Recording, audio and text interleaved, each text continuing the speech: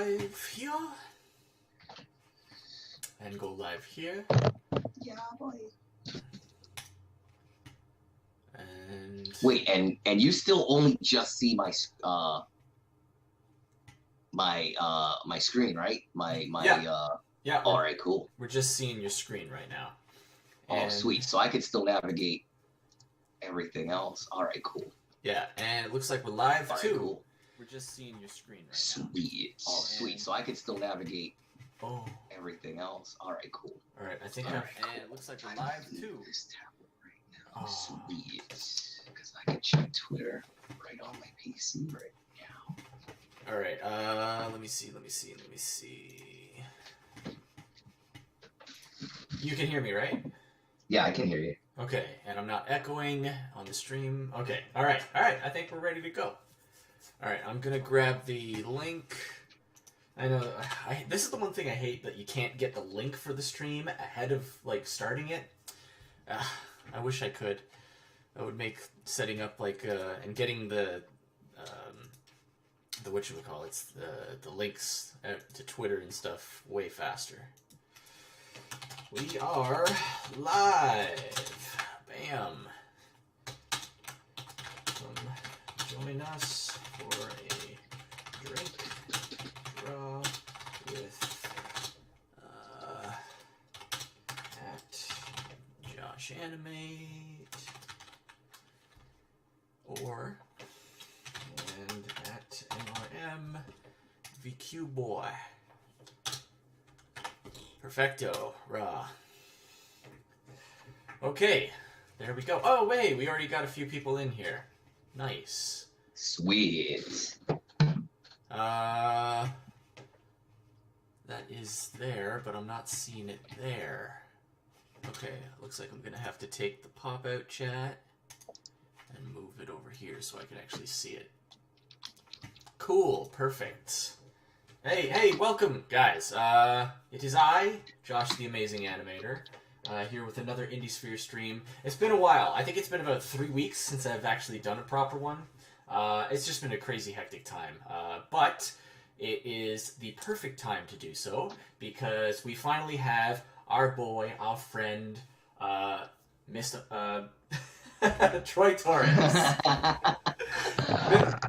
Mr. Marlena Cruz on Twitter, if you will. Yeah, saved it. That was very slick. Thank you. Creator of Wanpool, and it is Thanksgiving, American Thanksgiving, and I think we've got a lot to be thankful for right now. Wouldn't you say? I have a lot, actually, that I'm thankful for. Even though this was like a crappy year, I accomplished a lot of things that I had been wanting to. So, like, I can't get too mad at 2020.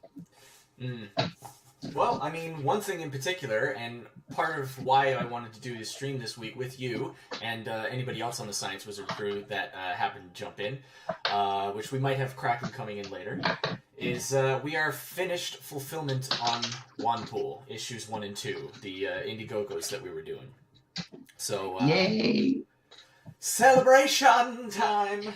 It is time for us to just go nuts. Go nuts for donuts! I'm gonna go nuts with donuts. I think I'll just go nuts with some space buns. I'm trying to watch my weight. I don't know what you're talking about. No, you know what you're talking about. Marley's a good boy. Okay. Marley's a good boy. I'm not. Marley's a good boy. How the roles have reversed. But also, we got a few people in the chat already, which is nice. We got My Pickles. And hello. And good buddy Rare Logic as well. Hey. Rare Logic was asking me some advice earlier on like drawing tablets and stuff. So she's good people. She's good people. Very friendly. Oh yes, we're good friends. We talk. All right, I'm gonna draw something tonight, huh? Let's draw something. And we got our. What should I draw? We got our beverages. I got myself some Kraken and Coke. I got myself some spiked Arnold Palmer. That sounds fancy. Oh, we got a We got a blue teddy bear. Yeah, we do. Yeah, we do. And how you back? Oh God, I'm gonna apologize right now, everyone. I don't want to pay for this program that lets me AirPlay my tablet onto my PC. So you're gonna see this come up every so often. I'm very cheap right now. Maybe later I'll pay for it. Yeah. Nah, that's fine. I mean, I'm doing the same thing, so I don't think anyone can really fault us for that. Plus, like, I mean, we just found out about this program, so you know, we're sort of testing it out, testing the waters. This is our first kind of test of it. Yeah. All right. I should do this the way I officially do things, huh? There we go. I'm gonna turn this into a tutorial. I always use the airbrush to flesh out what I want to do. Yeah, have it nice and thick at first, right? Yeah, I just like to get shapes. I like to gather all my shapes. Mm-hmm. Then I'll go in and I'll do like a more defined sketch with a pencil. And then after that, that's when I start doing my inks. And like, you know, bro, I do all my editing in ink. Right. How? I don't know. I don't know how I do that, but I don't know. Like, I tend to do something kind of similar, but I don't know. I'm just been kind of all over the place with my art lately. Oh, is that Juan? Is it? It certainly looks like a Juan. I figured this would be a nice thing to draw live for everybody. Yeah, absolutely. That's definitely one of the nice things about Juan, is that like he's instantly recognizable even before you've got like any facial features or costuming going. He's got such a great like unique body shape. Yeah, he definitely has like a very well defined silhouette. Like, you know when you're looking at Wampool. Absolutely, I love that. I absolutely. I love it too because, and this is not talking crap. It's just an observation because I do a lot of commissions for people. I found a lot of people tend to have similar looking characters and OCs. Mm-hmm. Like if you were just doing silhouettes, it's really hard to tell some characters apart. Yeah, yeah, absolutely. I think we've definitely got like a leg up on that with the Science Wizard folks. Like you've got one who's got like these like strong limbs, and then but this like big fat midsection, and then we've got Pineapple Pizza Man who's just like a big fucking triangle with with what do you call it? Just like some limbs sticking out of it. Nice, unique silhouettes. They work well together. Very nice. As is referenced by this beautiful T-shirt of all three of our boys together, which you can find in the Teespring store. And Rare Logic, absolutely, you are correct. You got to try it before you buy it. Yeah, definitely. Oh my god, I love it. I love Wampool. I haven't drawn him in so long. I've been drawing other things lately.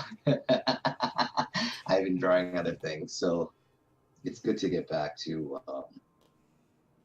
damn, the fat man in pink. I love him.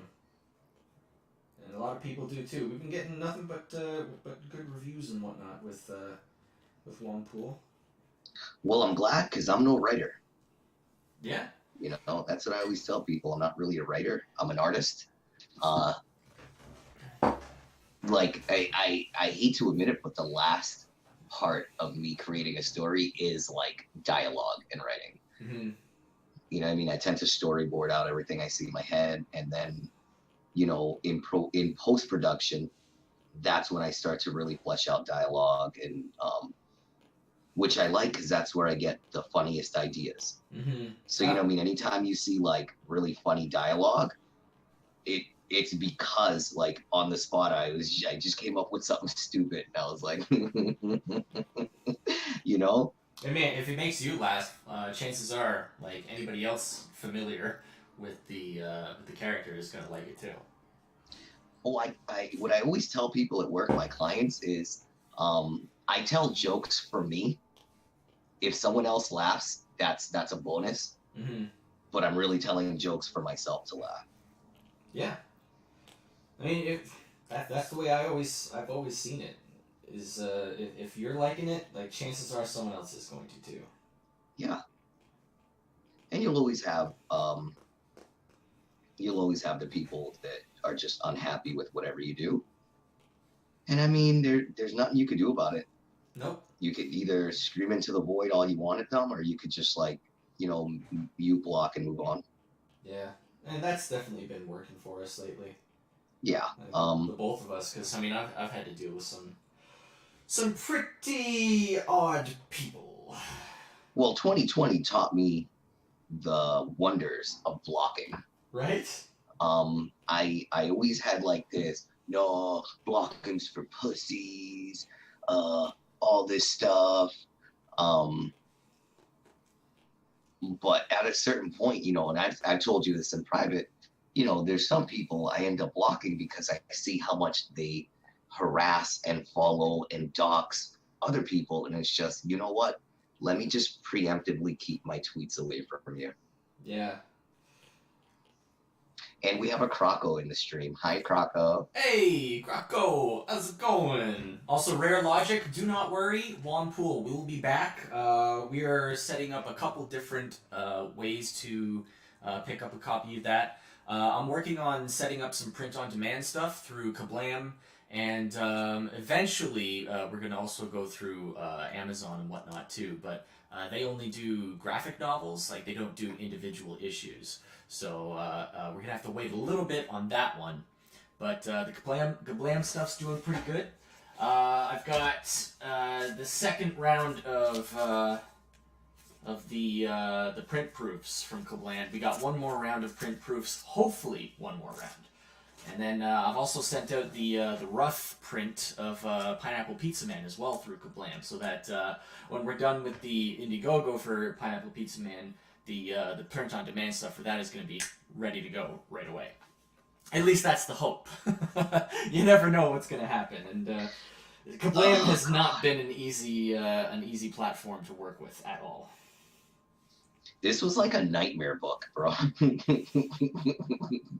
This was a nightmare project, but I'm glad that we went through it in a way. I'm not glad for the sake of our fans. I will always apologize no matter what. They didn't deserve for how late it was. But that's why we always stayed transparent and kept telling people the exact truth. Right. I would rather tell the truth and look bad than to lie to buy another week of time. Yeah, absolutely. I'm completely on the same page, and I think most people recognize that. I mean, if you look through our updates and whatnot, like, they're extremely transparent. I've even got like text messages, I think, from the printer that screwed us. Yeah. Thanks for stopping by, Croco. Mwah. Go enjoy your night. Yeah, Happy we love Thanksgiving. you. We love you, Kraken. Thanks for coming in, bud. The Kraken has arrived. Do strange things for my amusement. Well, we're not doing anything super strange tonight. Yeah, but you can DM me later.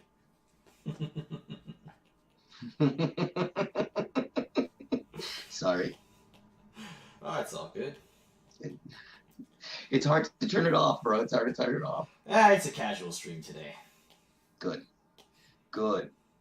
I really hate streams that have a subject because I'm really bad at sticking to the subject. I like them, but like, I mean, it's not like an everyday thing. Right. I wouldn't want to do it every day. Yeah, I couldn't do like dedicated live streaming every day. I wouldn't know what to say every day. Yeah, I mean, it's also like trying to get like somebody every single week, like a different person every week, or like a different guest.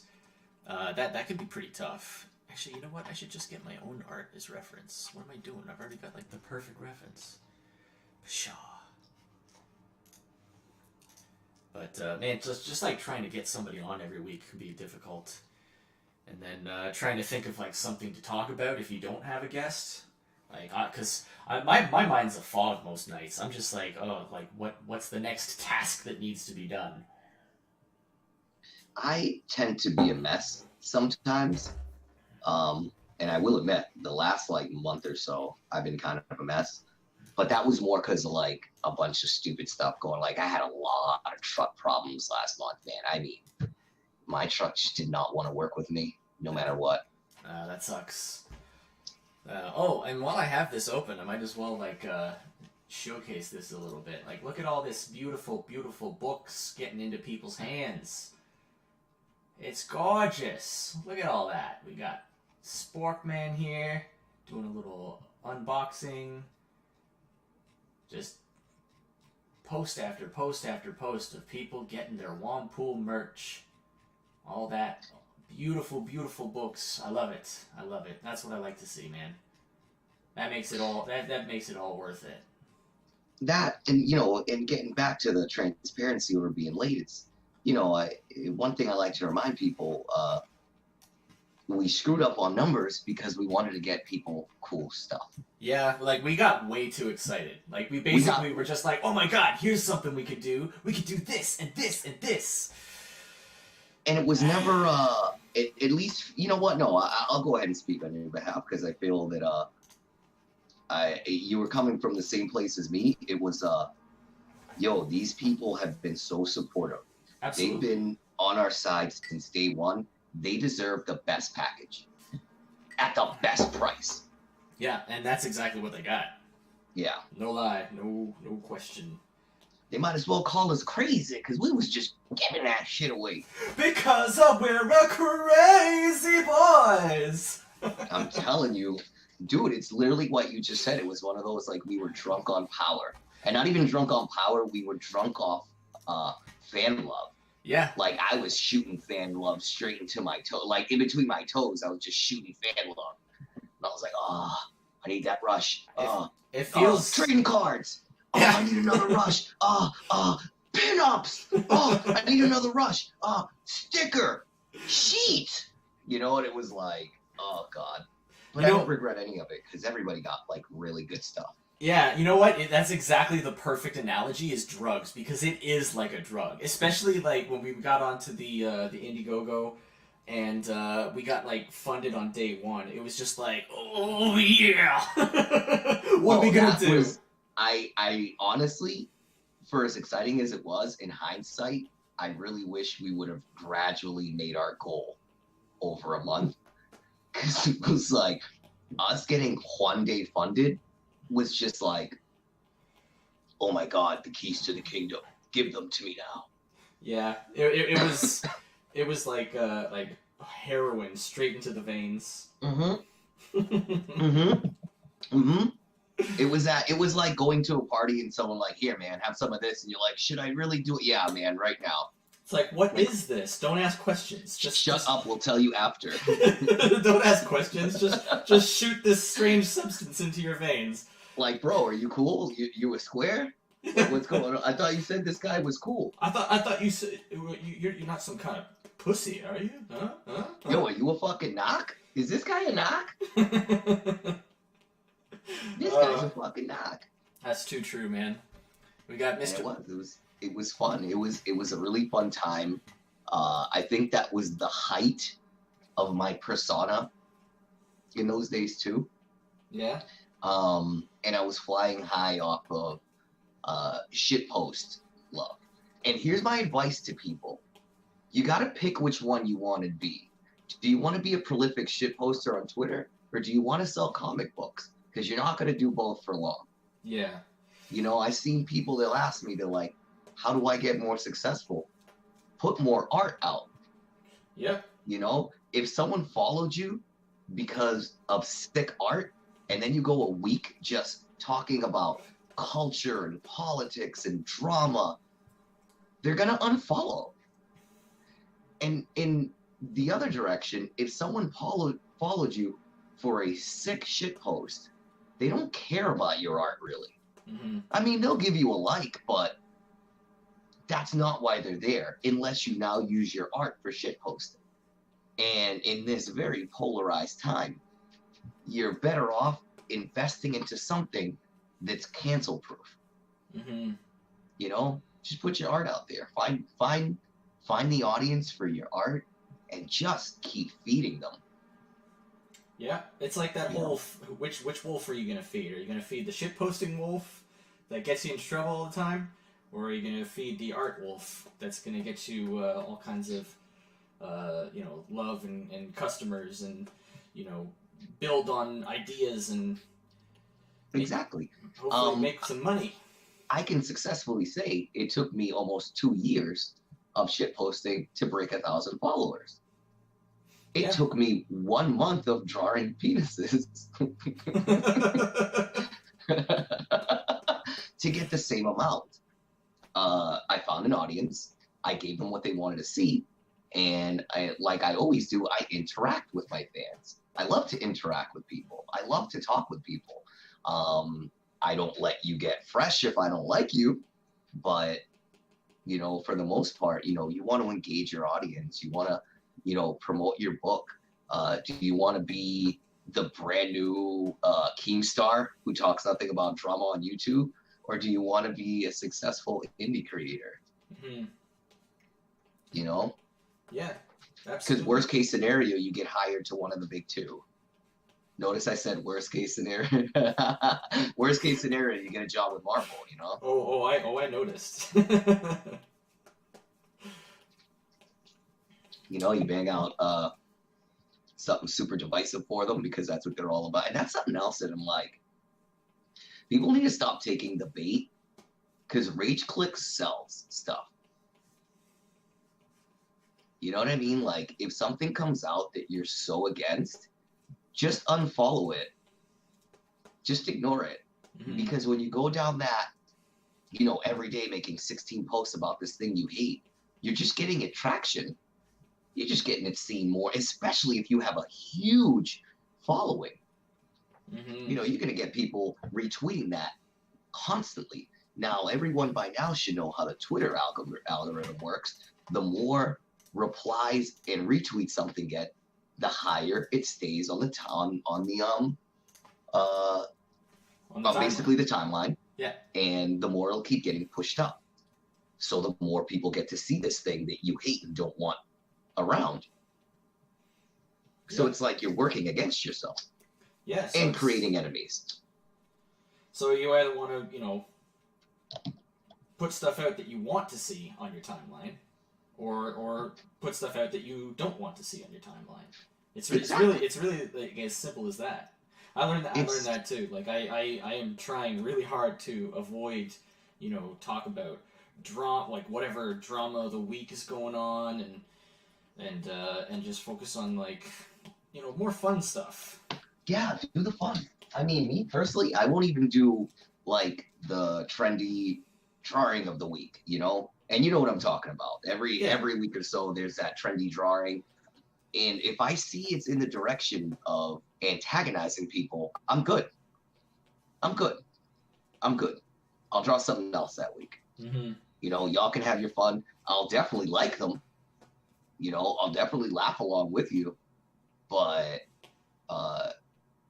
these days, I feel like my time is better spent producing the things I want to see. Absolutely. We complain. I mean, me of all people, obviously, I would want to see better gay and bi people in comics. So I wrote good gay and bi people in my comics. Yeah, it's not impossible, And I even me, like I always thought like I remember before I even heard about the whole LGBT community and all that, like all that stuff. Like I actually was thinking about like, what would be a really interesting idea would be like an action, or like a big budget action movie, but it's like, it's not like, oh, the guy's trying to save his girlfriend or something. It's actually like his boyfriend. And I mean, it's not like, you know, groundbreaking or anything, but I was just like, that would be something interesting to shake things up. But like, man, once you start like understanding or like interacting with that community, you're just like, man, forget that. Yeah. Because for one, it's never going to be good enough. Well, I'm from my point of view, it's that I'm too much of an individualist.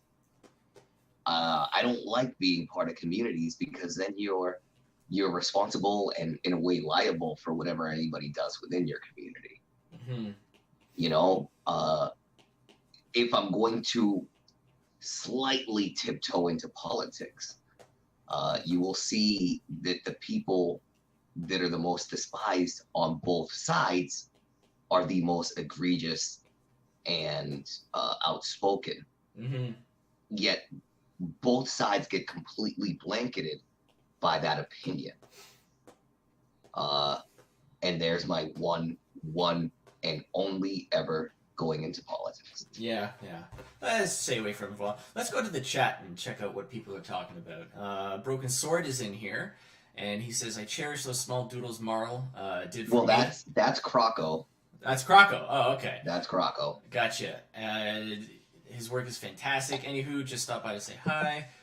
Pickles is doing some flats and listening at the same time, so I might be very talkative in the chat. That's all right, Pickles. Always happy to have you here.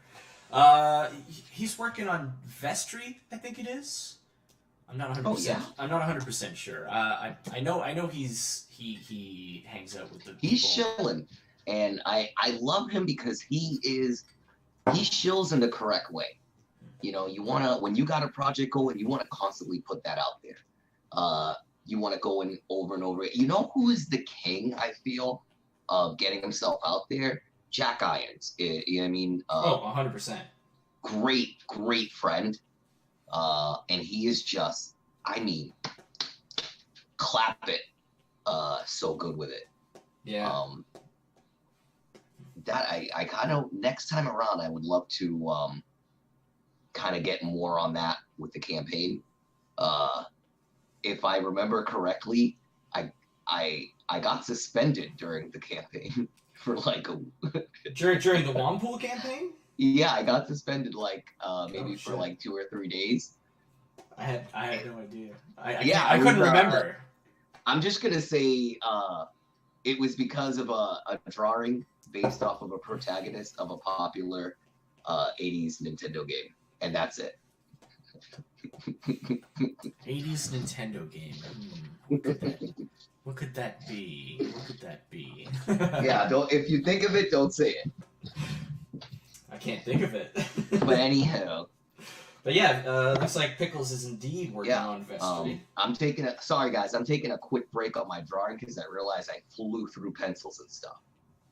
So I kind of want to spread it a little bit. Yeah, I'm taking my Plus, time. I'm having some cigarettes while I have my drink. I gotta get some chunk and knockers on this lady. What are you working on, Josh? Oh well, I'm working on just a fun little moon girl.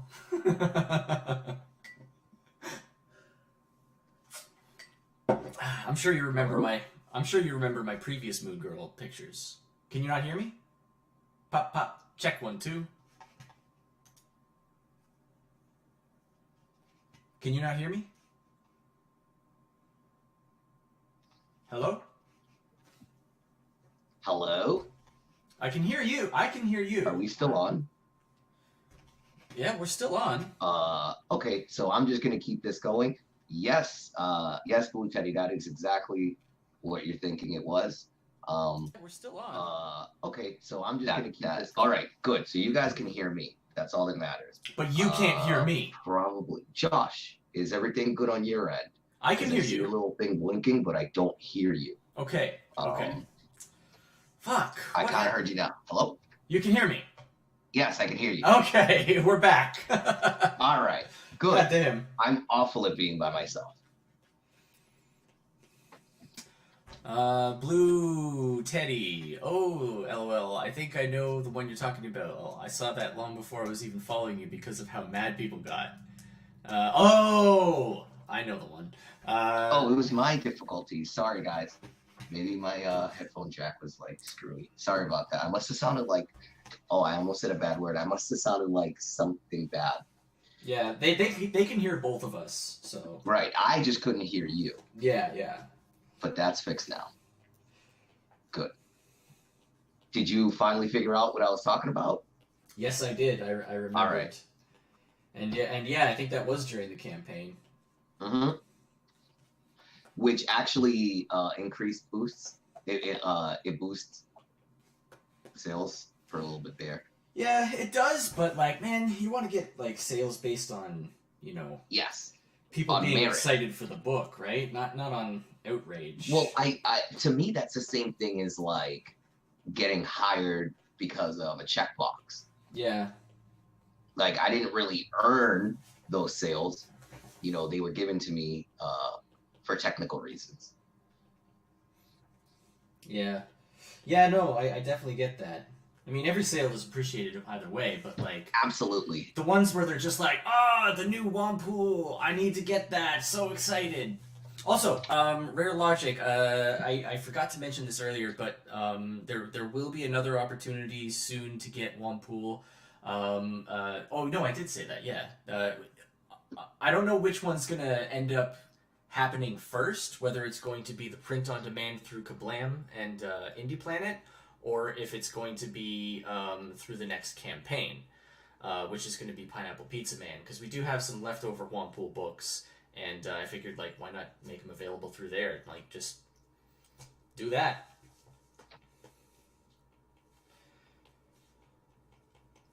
Yeah. I'm down. Excellent.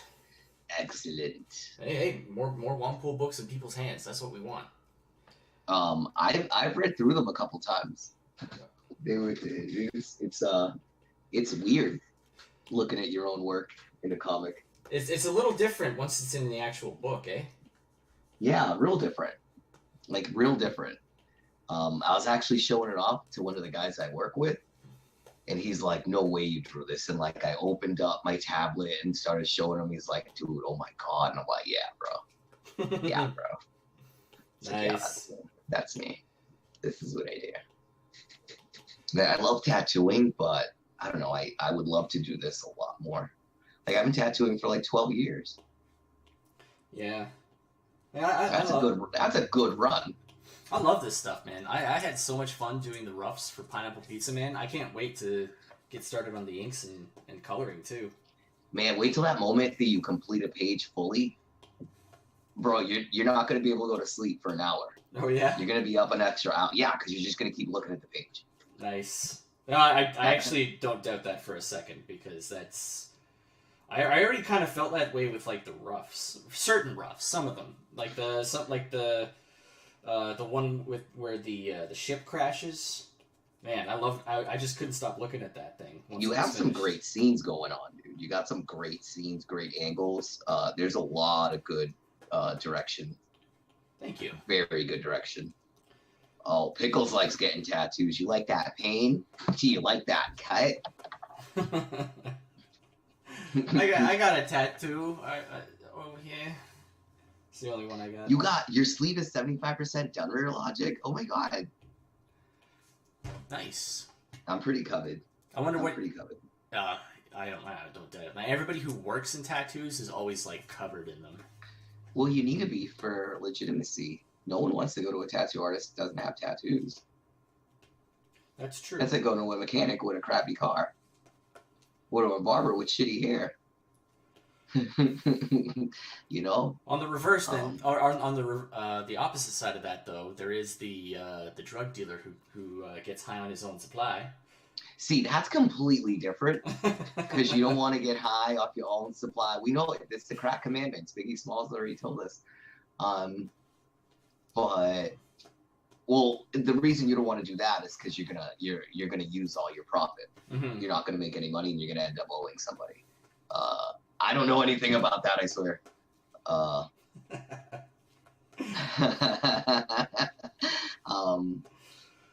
But yeah, like, so if I'm tattooing you and I have no tattoos, I have no concept of the pain you're going through.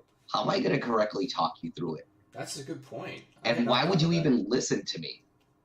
You know, if I'm sitting there saying, oh, you got this, you could do this, you're going to be like, fuck off, bro. Why didn't you do it? You know? So you want to, for sake of giving people that confidence in you. I can tell somebody you can make it through because I have something on that spot. Yeah, absolutely.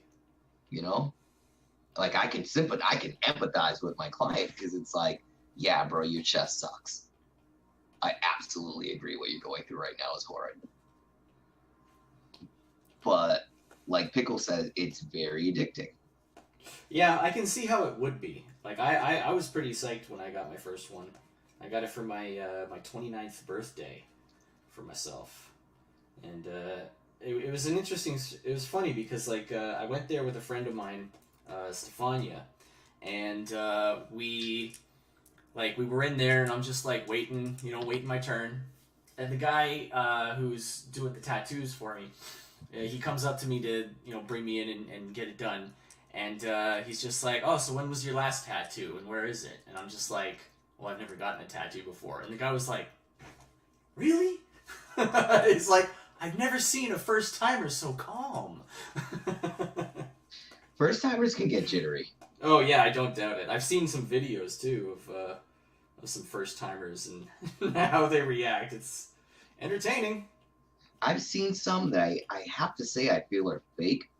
Oh, yeah? Because I don't know one artist that would sit for what some of those people start doing. Really? Because I've seen some where the people are yelling and screaming and going all over the place and cussing out the artists. I would have kicked their ass out my booth like the second, third time they tried it. I don't know any artist that would be like, yeah, I'm gonna keep dealing with this person. That makes sense. That makes a lot of sense.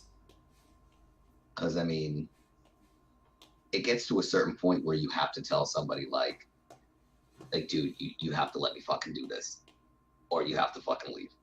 Yeah. Like, I know this hurts, but you're paying me for this right now. It's like, put up and shut up. Pretty much. I've only ever had one person quit out completely on me. Oh, yeah? And I always tell people the same thing. If they want to quit in the middle of a big tattoo, I tell them that I'm still going to charge them in full because I booked out the time for them to have it, so they have to compensate. Suddenly, they get that stability to get it done, and by the very end, they're like, thanking me. Hey, man, money talks and bullshit walks. Seriously. One girl one time was like, all right, that's cool. Really? Yep. She gave me the money and left. She's like, I can't do this. I'm sorry. Wow. And she's like, well, because her mentality was stop right away so that she didn't have like this big half-finished tattoo. Mm. She had like 2 or 3 lines on her. Oh, okay. Yeah, yeah. So I know she was being serious because it was kind of a pricey tattoo. That makes sense. It was a good night, though. Yeah, no doubt. Rare Logic. Last time we chatted, I only had 2. Now I have 8 on my arm. Wow. Damn. Oh, man. That's quite the progress. Blue Teddy, tattoos are too much commitment for me. LOL. Yep. It's not for everybody. I mean, it's not like really for me either anymore. Like, I got the one, and then like the more I thought about it, I was just like, do I really need any more? I'm just like, well, it's not really, doesn't really do anything for me. Plus, I found out that apparently if you have tattoos, they won't let you into hot springs in Japan, and I'm just like, I really want to go to a hot spring in Japan someday, so I don't want to push my luck. No, apparently not. Why? I think it probably has something to do with like their perception of tattoos in Japan, specifically because like it tends to be seen as like a gang related sort of thing with like the Yakuza. Yeah. Oh well, I guess That makes sense. you can't give blood for 6 months if you get a tattoo. Yeah, that's interesting. Well, no, it's the reasoning behind that is that that's how long it takes HIV to incubate in your blood. Yeah, I figured that was why. So that way, God forbid you went to somebody that wasn't practicing correct procedures Mm-hmm. and you were unfortunate enough to get infected. That way you can't spread it unknowingly. Right. Well, you know what I mean? Because you're not going to test positive for HIV until it fully incubates. Yeah. Definitely don't It's want that. scary, man. It's scary. Yeah, it would be, definitely. No, when I first started tattooing, I stabbed my finger in the middle of a tattoo. Oh yeah. I went, got a blood test, and you're not supposed to have sex for 6 months either. Oh shit. And at first, like when the doctor was first telling me that, when I was telling everything that happened, because you want to fill out a report with the Board of Health too, depending on the city you're in. He told me that, and at first I got mad, and I was like, oh wait, and I went out and got like 2 or 3 new video games. 6 months went by without me knowing, bro. It was probably like 8 or 9 months, and then finally I was like, oh wait, yeah, I can sleep with people again. Like, dude, just give me a good video game. I'll turn into a virgin. All right. Oh, Boogie Bot's here. Hey, Boogie Bot. He was the last person I had on the show. We were shilling for his book, Robert, as in Bob Marley. Ooh, really? No, actually, it's about robots. Oh. It's like a robot western. It's a pretty cool. It's a pretty cool premise, man. Like it's got like it's like there's like this point where like the robots kind of all became self-aware, and then they started like but then there was like sort of like an apocalypse of some kind, and so now they're kind of like building personalities for themselves based on like things they see on TV and whatnot. So a lot of them, like you'll have some that are like, it's like, oh, like there's one that kind of bases his personality on old Clint Eastwood movies, Yes. and stuff like that. It's pretty fun idea. So That's really cool. Unfortunately, he didn't make his funding goal the first time around, but he started it up again right afterwards. I backed it the first time and got refunded, so I got to back it again eventually.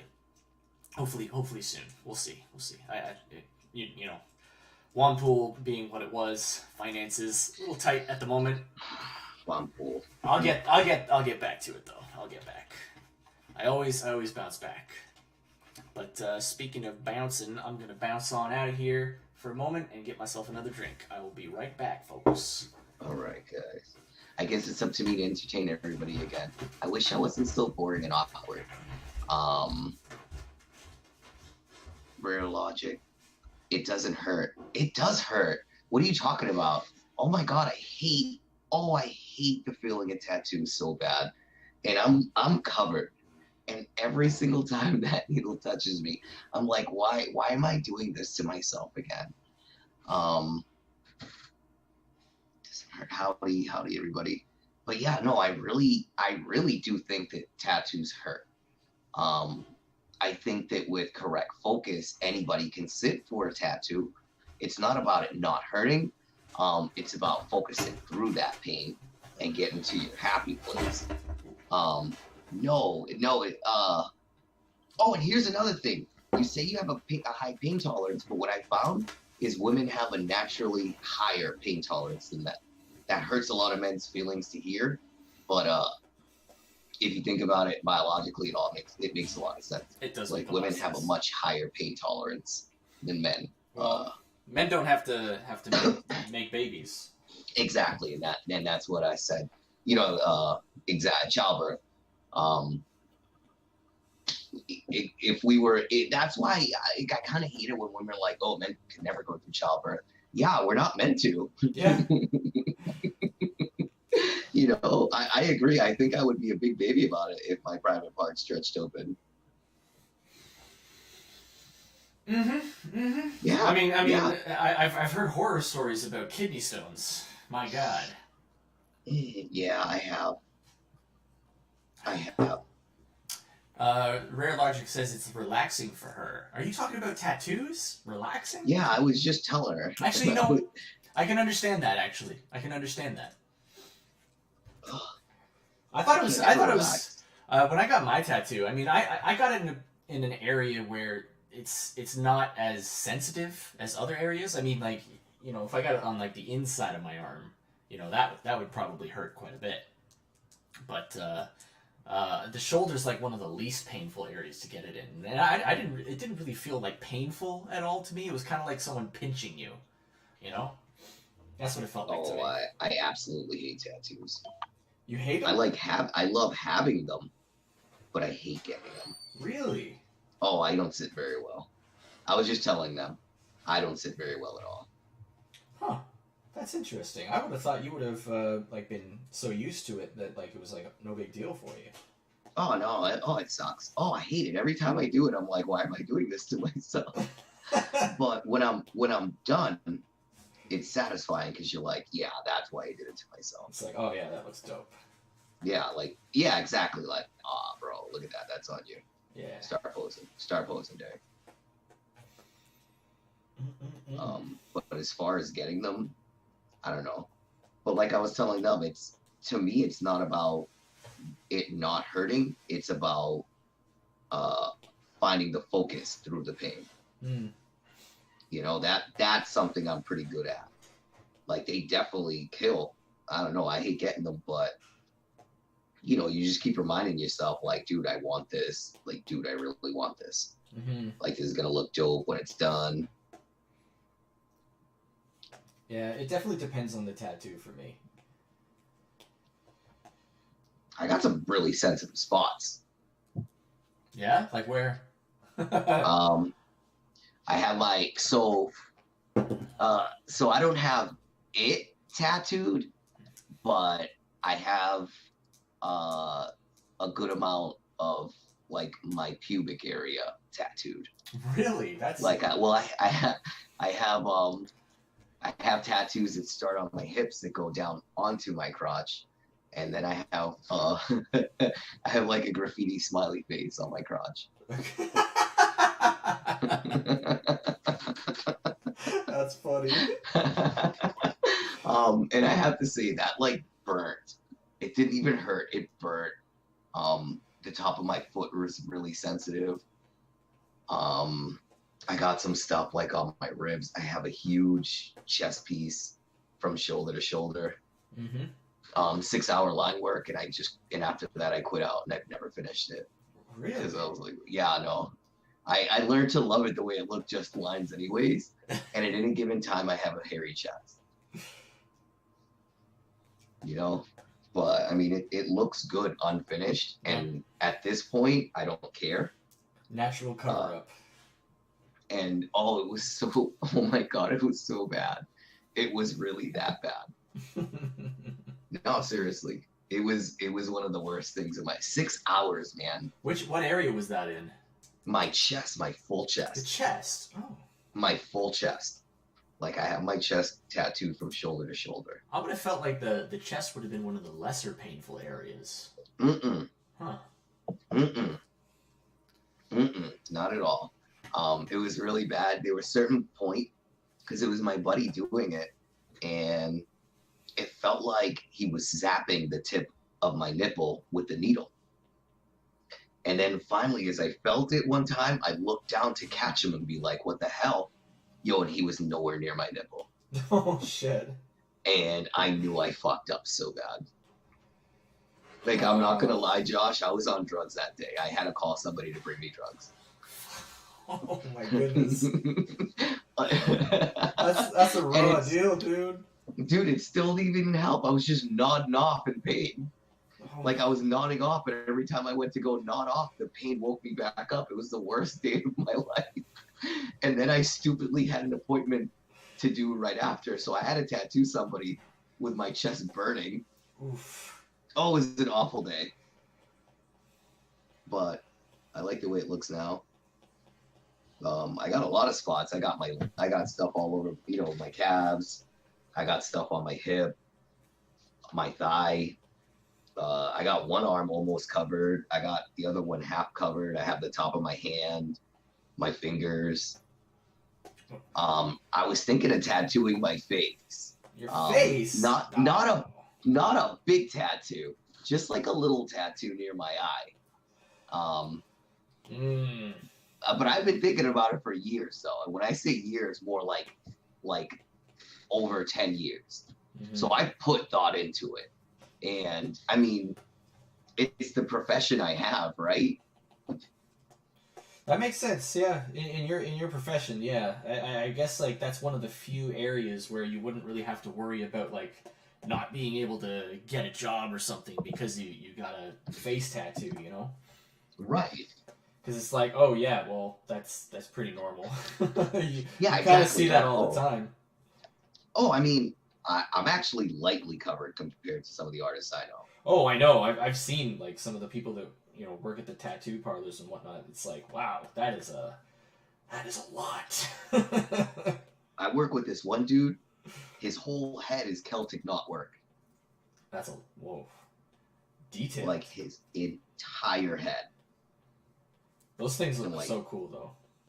No, it looks badass on him because he's this Irish dude, so he's mad pale anyways. It's sick. It really does look sick.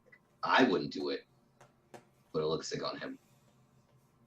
I like tattooing heads, actually. Now that I think of it. I think this is coming across pretty cute. Not bad. Let me see what you're drawing. Oh, you don't see it? Oh, I guess yeah, because it's no. Only I've been up on the screen, I think. Oh shit! Yeah, you're right. Here, why don't you take a turn for a while? Cause I want to drink and have a cigarette. I gotta figure out how to actually do this. How to do this? Oh, I think I know. Okay.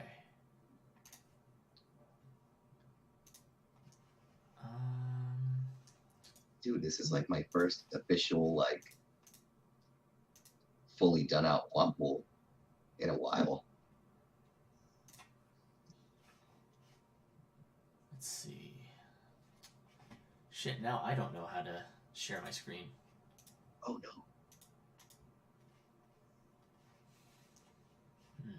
How did you do it? There's a little thing at the bottom that has the mute, start cam mic, and then it should have share screen. There we go. Hey, buddy. How's it going? How's it going, guy?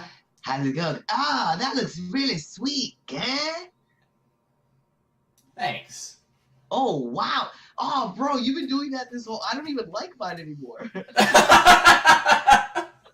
I don't even like mine. I'm going to start all over. Watch, when you come back, I'm going to have a blank page. Nah, come on, man. I don't even like mine anymore.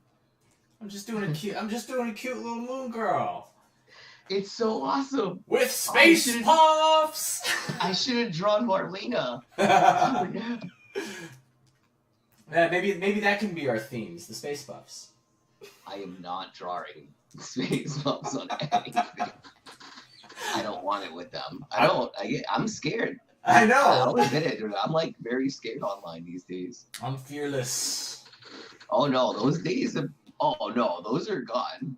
Those are gone. Nothing can cancel me.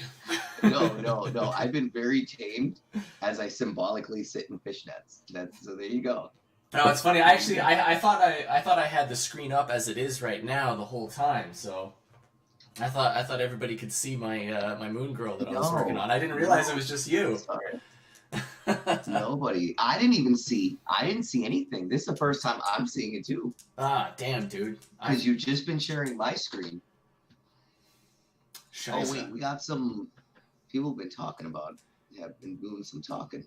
Yeah, Pickles is saying his girlfriend talked him out of getting a tattoo behind his ear.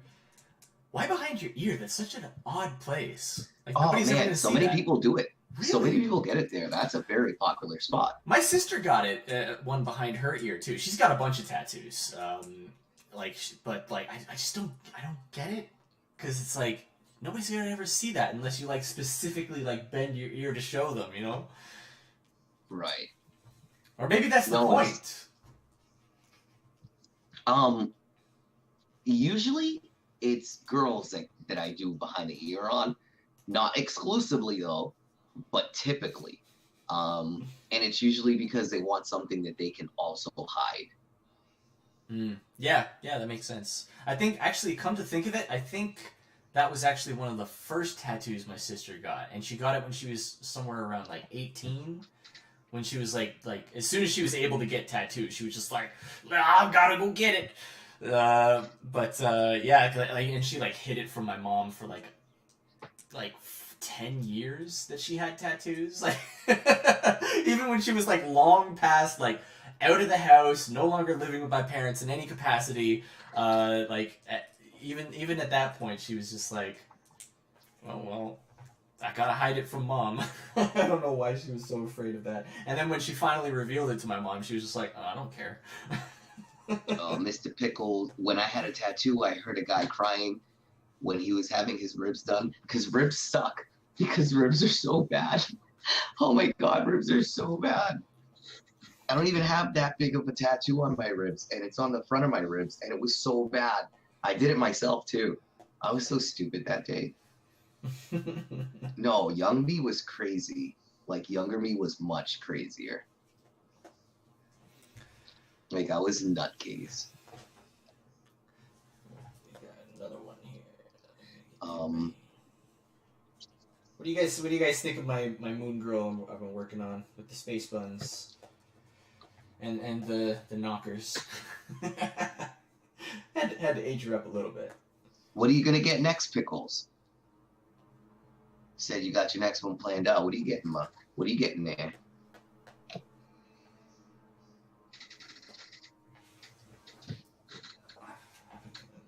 There and there. We got a good chat going on tonight. Right? Nice and live. It's very good. I love these people. I love these people. Thank you for being here with us tonight. Yeah, absolutely. Thank you, everybody. It's always so much more fun when we got you guys here with us. Hey, it's Humble Marty! And she says cute! That's what I do. I mean, I try to, every once in a while. It's not my go-to, but yeah, I can manage on occasion. So I'm like kind of feeling nice off of my drink, man. I'll tell you that. I'm starting to get a little bit of something, you know.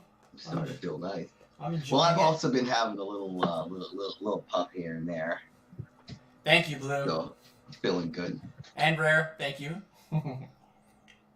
Aw, Pickles is gonna get Cthulhu. Cthulhu.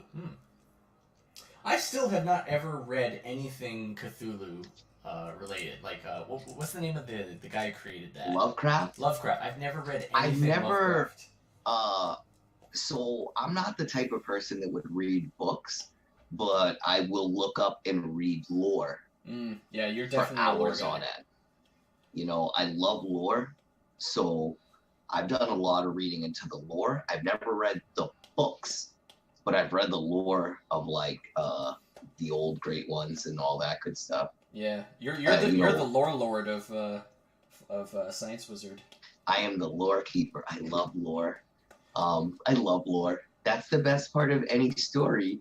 Like Wampool is just this big patch stitch work that I'm carefully weaving together. There's so much lore for Wampool. Like, I mean, anybody who has read Wampool and thinks like, oh, this is just like a cute little parody thing. No, bro. No. You don't know. You don't know. I'm sitting here, I'm behind the scenes, like, I'm seeing all this stuff, and it is fucking deep with lore. I can never do anything simple. No! I can never do anything simple. No, you absolutely cannot. But I think that's great. I think it makes it stand out, makes it unique, and having that extra like depth to it really kind of makes it worth sticking around to see what's coming up next. I mean, to me, I also use it as a writing aid, because when you have established lore, it does a lot of the writing and guesswork for you. Right. You know? I already know how this character is going to be reacting in this scene because everything that's already happened, it's been established. Yeah. You know? So that I don't know, and I love lore, dude. Oh, I love keeping lore. I love just libraries of lore. I can sit there and just. We got so much too. Like we man, that's one of the biggest hurdles with Science Wizard so far. Has been that like we've got too much content that we can't keep up with like how much we've got in our heads. Well, I mean, we have a good system of recording everything. That's true. And keeping records. Thank God what for I'm that. afraid of is when we start to get to things, we're just gonna have like a compendium to read through in order to do so. Yeah, it's gonna be tough tracking some stuff down every once in a while, but as long as reading it. I don't think it'll be too bad actually. Like we're really organized on that front. Mm-hmm. The problem we have is remembering to write it down, and we're pretty good about. We're pretty good, I guess. For the most part. For the most part, you know, some of the really important canon moments. Oh yeah, like man, it's so funny because like we've got several other like series planned, and like crossovers with those series, like that culminate in like this big like universe shattering kind of event. And it's like it's so far in the future for us probably because like we've got so much to get through. Like we've still got to go through Pineapple Pizza Man. We got to get Chicken Warrior established. And you guys, don't knock Chicken Warrior. Like check that out. Yo, it's actually really fucking dope. It's fun. It's so good. It's good. It's really dope. It's the funniest thing because like Kraken, you know, he's kind of the youngest of us, and we've been kind of, you know, Troy and I have been kind of like coaching him with a lot of the art, but like he put forward the script for the first issue of Chicken Warrior, and we read through it, and I'm just like, I've got no notes. It's so good. I can't wait for you to draw this because it's so good. So, yeah, like, keep an eye out for Chicken Warrior. Like, I had to go through, like, 2 or 3 drafts with Pineapple Pizza Man before I got to the point where I was like, yes, that's the one. But Chicken Warrior, he just, like, dropped it, and it was just, like, done, you know? Like, it was very ready to lore. go. He has very good lore, too. He's seriously thought things through. That's a solid story right there. Yeah. Pick goals. You gonna do any more comics, Troy? I mean, Marlena. You can call me either one. I answer both. That's true. Yeah, I'm not one of those. It's not dead naming me or nothing like that. Although there's nothing wrong with that, and I'm not offended by that, and in any way, shape, or form. Cover my bases. I am gonna be doing more comics. I'm actually working on one right now. I've been through a little bit of a block on it, but it was more because there was just some really difficult scenes. When I run into a difficult scene, I have to stop and really teach myself how to grab an angle, and I can get kind of obsessive with teaching myself on stuff like that. But I do have another comic I want to get out there. It's called The Offspring, and it's basically kind of like a prologue to a bigger story that we're gonna do eventually in the future. Yeah, this is sort of like the prelude to this like big this big multiverse that we're kind of building over time. I will say it's set in Huanpool's world. So the events of this comic are canon within Huanpool, but it's almost like a launching point to get away from that world to a much bigger world. Yeah, and we've got a lot of like little Easter eggs and like cross-dimensional like elements that kind of like we've got like you know in Wanpool and in Pineapple Pizza Man, for instance, we've like Soy Bucks is like a brand that exists in both of them. Yo, but I want to say it's the shit. Like you want to go to Soy Bucks. Say what? Like I've always in my head I've always imagined that it's like it really is a good cup of coffee. Yeah. I don't know why. Yeah, it's like they've found like the key. Like they've discovered the spice melange that they're able to make soy not like hot garbage. I don't think I'd ever have a soy. I don't know. Man, Soy sounds gross. I've actually tried like soy milk once before. It is disgusting. It is the most bland. Like, you're better off just drinking water. I'm not even joking. It's so bad. I don't understand how how it ever became a thing. I don't. I just don't get it. I don't know. I mean, to each their own, I guess. I mean, yeah, there is that, but it's like, man, like, it could be so much better. Like, just milk, man. milk tastes good. Some people can't handle milk, though. Some people, yeah. But, like, if you can handle milk, just drink milk. Just drink milk. Just drink milk. Rare Logic says rice milk is pretty good. Pickles is with me. He says soy is rank. It is rank. I don't know. I can't drink any milk but actual cow milk. I can't say that soy in general, like broad terms, is all bad, because I do like roasted soybeans with a little bit of salt. That's good. It's tasty. It's a nice snack. Oh yeah, there's nothing wrong with enjoying soy. A little bit of soy sauce. See, That's I'll not fucks with soy sauce, but I never thought of it. I never connected it like that. Yeah, I mean, it's made from soy. Soy Yeah, sauce. no, you're It's right. in the name, right? But No, you're right. But it's good. You know, it goes on. I make sauces with soy sauce all the time. Like, you want to make a sauce, like soy sauce gonna make it better. That's just a I like fact. soy sauce. But the only fake milk that Blue Teddy drinks is chocolate almond milk. I fuck with that. That's good.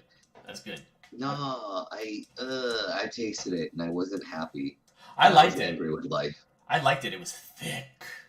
I was very angry with life. I was. That's the only way I could describe it. Like, I really wasn't having it. I was angry. I remember one time someone like snuck me a veggie burger. I was so angry. Like, oh no, I identified it right away. I was like, what's wrong with this burger? And they I could see like the sweat drop on the side of their forehead, and it's like, what's wrong with this burger? I've had some burgers that are like veggie burgers that are pretty good. I mean, not veggie burgers, but like burgers made with like nuts, like walnuts. You had and nut burgers? Nut burgers. I've had nut burgers, and it was actually really good, man. I think I've had nut burgers too. Hey, I'm keep it sorry. clean. I'm Come sorry. on. I've been drinking. I've been drinking too. Sorry. You can tell we've been drinking at this point. We're getting louder. Yes. No, I always tell people you can't leave me an opening because I'm not responsible. I'm gonna take it. That's true. I completely understand that. I'm not. Scud Fakar Mox has joined the chat. He says hello, and Hi, friend. He's dabbing on the haters. Hi, friend. Rare Logic, been getting non-homogenized milk from local co-op. It's freaking amazing. That sounds so good. Non-homogenized. So it's like very little in the way of processing of any kind. So it is just like pure, creamy. Thick. Yeah, thick as hell. You're gonna laugh at me. I drink 2% milk. I drink 2% too. But oh, okay. But oh man, if you ever get a chance, I want you to try this, okay? Have cereal. Whatever cereal is your cereal of choice, your favorite cereal, and instead of using milk, use the whipping cream. Whipping cream? Holy shit, does that elevate it. Holy hell, it is so goddamn good. But you can only eat like one bowl, and you're just like, I've had enough of that for a year. It's so rich. I can imagine. But I love it. I love it. I don't really do sweets that much. I don't know. I lost my sweet tooth over the years. Like, I can only have a little bit of sweets, and then right away I'm like nauseous. Oh, I've got such a sweet tooth. I'm the worst. I've got a sweet tooth and I've got a junk food tooth. I got the worst teeth. I do have the junk food tooth. That I do have. I can't. And it can work against you. Yeah, absolutely. I mean, you gotta watch that. I had Five Guys today. Oh, I love Five Guys. Well, I mean, I'm always on the go, so odds are the easiest thing for me is to just go to a drive-through while I'm driving to somewhere. Yeah. I mean, I hate to say it like that, but that happens a lot.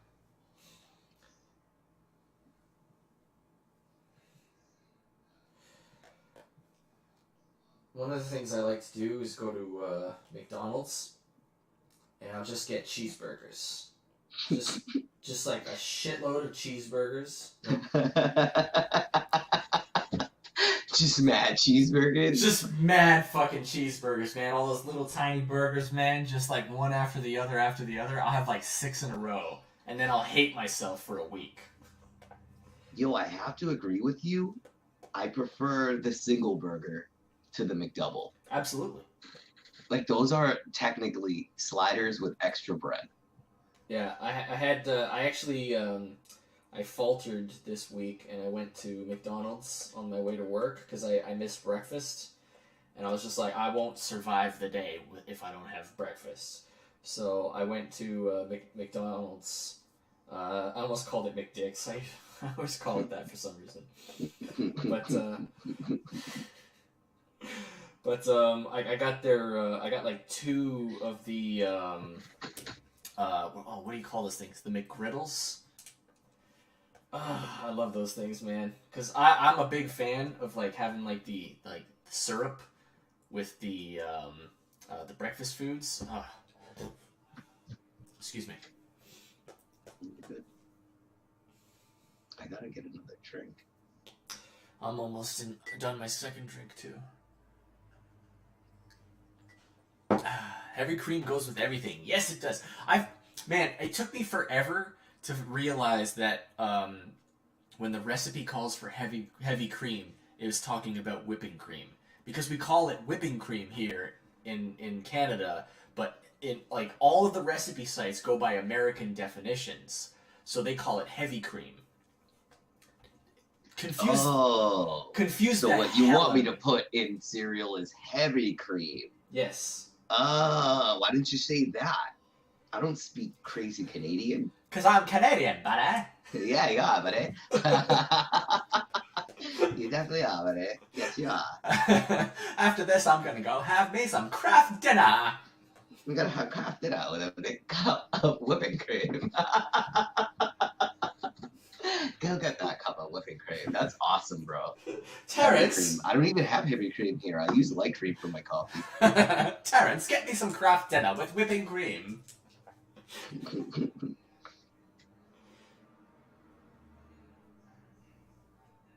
Tell you what I always have though, bacon. There's always bacon in my fridge. Yo, you know what's a really good thing is you make a grilled cheese sandwich with bacon and thinly sliced apples, right?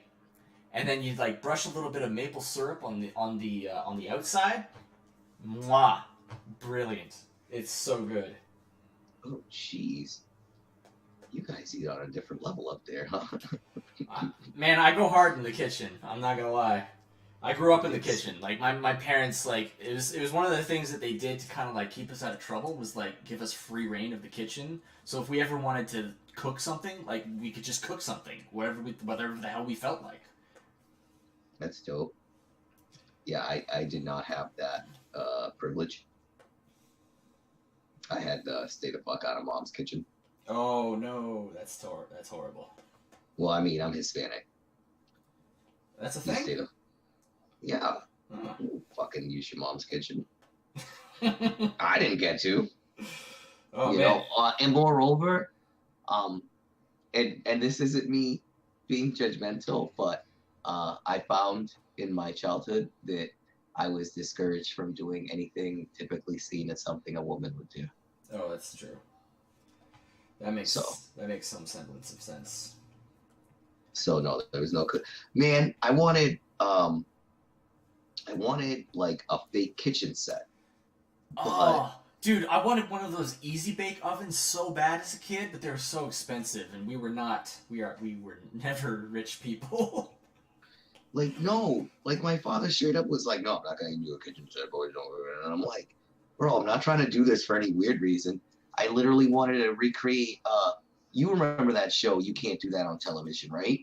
I'm not familiar, actually. No. Well, because I believe it was Canadian. But it was on Nickelodeon a long time ago. But long story short, like there was a segment where there was like a gross restaurant, and I just wanted to recreate that and make my action figures forced to eat gross food so they throw up everywhere. You know what I mean? I'm like, bro, I literally want a kitchen and do boy stuff. When I was in high school, I used to take all my my action figures and we would like film skits with them, and I would come up with like a different voice for every single action figure. That was a lot of fun, man. But like, oh my god, of course, like you're talking about like males in high school. It was raunchy stuff. Like it pissed my parents off so bad. Like every time we were filming, they were just like, we would have to like cut constantly because they'd get offended by what we were saying in our little skits with our action figures. And I'm just like, Mom, I'm filming. Shut up. Shut up, Mom. God, Mom. I was like a real nerd, for real nerd. My action figures, I would just sit there and plot out RPG games using my action figures as characters that I had to recruit for like parties and do like a main storyline. Dude, I've been doing lore and stuff since I was a little boy. That's not boring though, man. For like creative people like us, that's just fun. That's normal. Yeah, but when you're like a teenager not having sex, it wasn't until like the second half of high school that I learned how to talk to girls. Oh, I was having sex. No, my first 2 year freshman and sophomore, it's like I think I slept with like 1 or 2 girls. And it was very like, because I was like at skip parties. But in my junior and senior year, suddenly I realized how to talk to girls, and then everything changed. That was the good part of high school. Once I learned how to talk to girls, oh man, high school was fun. Yeah, I only really had sex with like one girl in high school, and it was like 1 or 2 times total. And like honestly, like I was just like, I should probably avoid that. I don't want to do the whole like teenage dad thing. Yeah, I don't know. That was oh my god. I was very much more Hispanic back then, and I was like, so what, man? Everybody I know has keys. Oh my god, that's the worst excuse. I know. Shut up, leave me alone. I know, leave me alone. Alright, let's check in with the chat, man. I love it. Rare Logic says, oh my god, I'm dying. I love South Park. I love South Park. You know what's funny is that I think Canadians are like the only people who were ever made fun of in South Park who instead of getting offended, they were just like, let's do that. we just embraced it. We were just like, oh my god, I love this. It's so funny. And you'll hear everybody going on like, buddy, come on, guy. Relax, guy. No, that you're thinking of Saddam. That's right. Saddam Hussein. Hey, come on, relax, guy. Come on, Satan. That was good stuff. Oh man, I love South Park. I was actually kind of like pissed off that they're not actually doing like a full season this year. I'm actually shocked they're still on the air. Oh yeah, that too. But I think it's more like they have seniority or something. Cause like they're uncancelable at this point. Like you just they just wouldn't accept it. I don't see them as accepting being canceled. Oh no, they'll just go do their own thing. No, I mean they would literally make if you try to cancel South Park, that very next episode would be exactly directing it. You know what I mean? Like, oh yeah, addressing it. They only have like a 1 to 2 week turnaround for episodes. Right. So like if you try to cancel them, like you're the target. Like you're done for. They will like flip that around on you completely. You're done, kid. Basically. You're done. You're dead, kid. You're dead. All right, kid. You're dead. That's what it would come, in my opinion, at least. Absolutely. No, I think you're absolutely right. I think you're 100% right. I hadn't even really thought of that for the most part. They're not gonna, you know what I mean? They're gonna go address it right away. It's funny. My fiance and I were talking about musicals the other day because she was like, I don't really like musicals, and I'm just like, really? Because like I know we've watched a bunch of musicals together that you loved, and then I'm like, I like a bunch of musicals, and I started like listing off the musicals that I liked. And I realized, like, almost every single one of them was made by Trey Parker and Matt Stone. I'm just like, wow, they are musical enthusiasts. Because, like, everything they put out is a musical. No, they really are. They really are. They're awesome. But, man, like, musicals are great. Like, they can be great. I mean, most musicals, I think she's probably right, are trash. Like, I remember I saw the Evil Dead musical. And it was trash. Like, I love Evil Dead, but like the music just did not resonate with me. You know, it felt amateurish. But you watch something like the Book of Mormon, and that is great. Like, the music is awesome. Like, you can listen to the music outside of the play, and it's still enjoyable. You know, that's the key to a good musical. If you can listen to the music out of sequence, out of order, outside of the play or context, and it's still good, and it's still entertaining, and it's still catchy as all hell, that's a good musical. I agree. This public service announcement brought to you by Kraken. The alcohol, not our friend. Oh, I miss Kraken. I'm sure he'll show up eventually. Yeah, I need to go get something to drink. Okay, I'll wait for you then, because as soon as you're back, I'm gonna go get a drink as well. Alright, until then, I will hang out with the chat. Scud Fuckamaux says, I'm not your buddy, friend. My Pickles says it's called whipping cream over here too. I just know what Americans call it, LOL. Like, I know what Americans call it too, but like, even when I'm talking to my American friends, like, over the stream, like, it's not the first thing I think of, because I'm Canadian. I think of what we call it first, and then I have to, like, translate it in my brain to American. Blue Teddy says, LOL, my Easy Bake Oven hurt me so many times. Most dangerous toy of the 90s. Yes, dangerous, but you can make cupcakes, so worth the risk, in my opinion. Humble Marty says, I used to run over toy people with model trains. Oh my god, so you were like that Dick Dastardly, or whoever it was that was on the Rocky and Bullwinkle, who would always like tie people up and throw them on train tracks. Wait, people actually had sex in high school? I thought that was a myth. I did too, until it happened to me. Rare Largely says, I think they're trying really hard to get kicked off air and failing.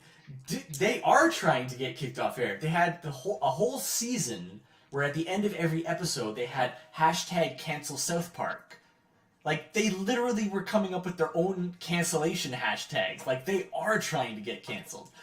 At some point, I have to wonder if they're trying to get canceled because they want to move on from South Park. Like, maybe they're just like, man, I really want to do something other than South Park, but the money's too good. So the only way we're ever going to be able to move on from South Park and do something else is if we literally get fired from doing it. You know, if Comedy Central's just like, get the hell out of here. We're not doing South Park anymore because bigotry, blah, blah, blah, blah, blah. Everything they've put out has been gold. Correct. I won't accept any other opinion because that's the correct opinion. If you have any other opinion, it is the wrong opinion because everything they have put out is gold. Fact. We've been wanting to see that for years. Boom. My Pickles says, I've only seen Grease, Dirty Dancing, and Annie. My only musical experiences. Okay, well, Pickles. For real, buddy. You gotta see The Book of Mormon. That is the funniest musical you will ever watch. It's so damn good. I've never seen Dirty Dancing, and I think I've seen Annie when I was a little kid. Like Annie's age. Little. So, I don't remember a whole lot about that. But, Yo. that was loud. Sorry. I don't know what that was. It sounded like a fucking demon. I don't know. I just I sat down and said, "Yo." Okay. Sorry. No worries, man. Shit happens. Damn, now I sound like a demon. No, you don't. Like, whatever sound it was that it made when you sat down, that's what sounded like a demon. Really? I don't. Sorry. No worries. I don't mind. This is kind of funny. I'm in a good mood, man. I love it. I dig it. I've got a good buzz going, and I'm drawing some fun art that I can't wait to put up on the internet and get canceled over. Yes, you are, my dearest. Where did I put my pencil? Where did I put my pencil? I think this is. Where did I put my pencil? Is this the first time I've done a drinking stream? I can't remember. I've never drawn live, to be honest. You remember what? I've never done any kind of live drawing, like digitally. Anytime I've ever live drawn, I've done it like physical drawing. Oh no, where did I put the pencil? Oh, that's not good. And stream is canceled. I always do. I have a backup. I have a backup pencil. Oh my god, I should get a backup pencil. Because then I can always have one on the charger ready to go in case one dies. Well, I have a backup pencil because I kept losing them, and then I would, at one point, I finally, I would lose them, then I'd buy a new one, and then at one point, I lost one, bought a new one, but then I found it again, so I ended up with two. Yeah, it's like cool. Yeah, but I do think that would be a really good idea for me because I'm always forgetting to charge the pencil. It's something that I just can't get a hang of, like the idea that you have to charge your pencil, separately from the iPad. I'm so used to things having like phantom power or like with the Cintiqs, they don't really need to charge at all. It uses some sort of like magnetic system. Yeah. I don't know. I know these things can God, they can get lost really easy. Like I've lost a bunch of these things. Yeah. Small things. I got a what do you call it? This thing here. The little case that I put around it, and it's got like a little flap here that you can like put the pencil into. Oh, I mean, the case I have, there's a place to put it in, but I'll constantly put the pencil down because I'm like in the middle of drawing and I go to do something, I put the pencil down, and I come back and I won't be able to find it. Oh shit. That's rough. That's rough, dude. No, I always lose things. I'm one of those people. Like, I put something down and it instantly, runs away from me. One of those. I'm one of those. Rare Logic, our good buddy, says, much love to you both. Need to sleep. Still have house moving to complete. Hoping this is the last weekend and we will be fully in the new house. Have a good night, and don't get into too much trouble. Have a good night, Rare Logic. Good night, honey. We love you, and good luck. Good luck with the move. Yes, ma'am. So formal. No, I'm very polite. I was raised very right. But that's what's always gotten me frustrated, bro. Like I'm a nice person. Like, I don't know why people end up hating me. I'm like a nice person. Nice guys finish last. This is true, and that's one of my favorite songs. When you are the outcast, don't pat yourself on the back, you might break your spine. Great record. Man, Green Day was my shit growing up. Oh yeah, no, totally. Like there was a time where like me and my friends, like, we did nothing but listen to Green Day. Like Dookie and Insomniac are the best albums.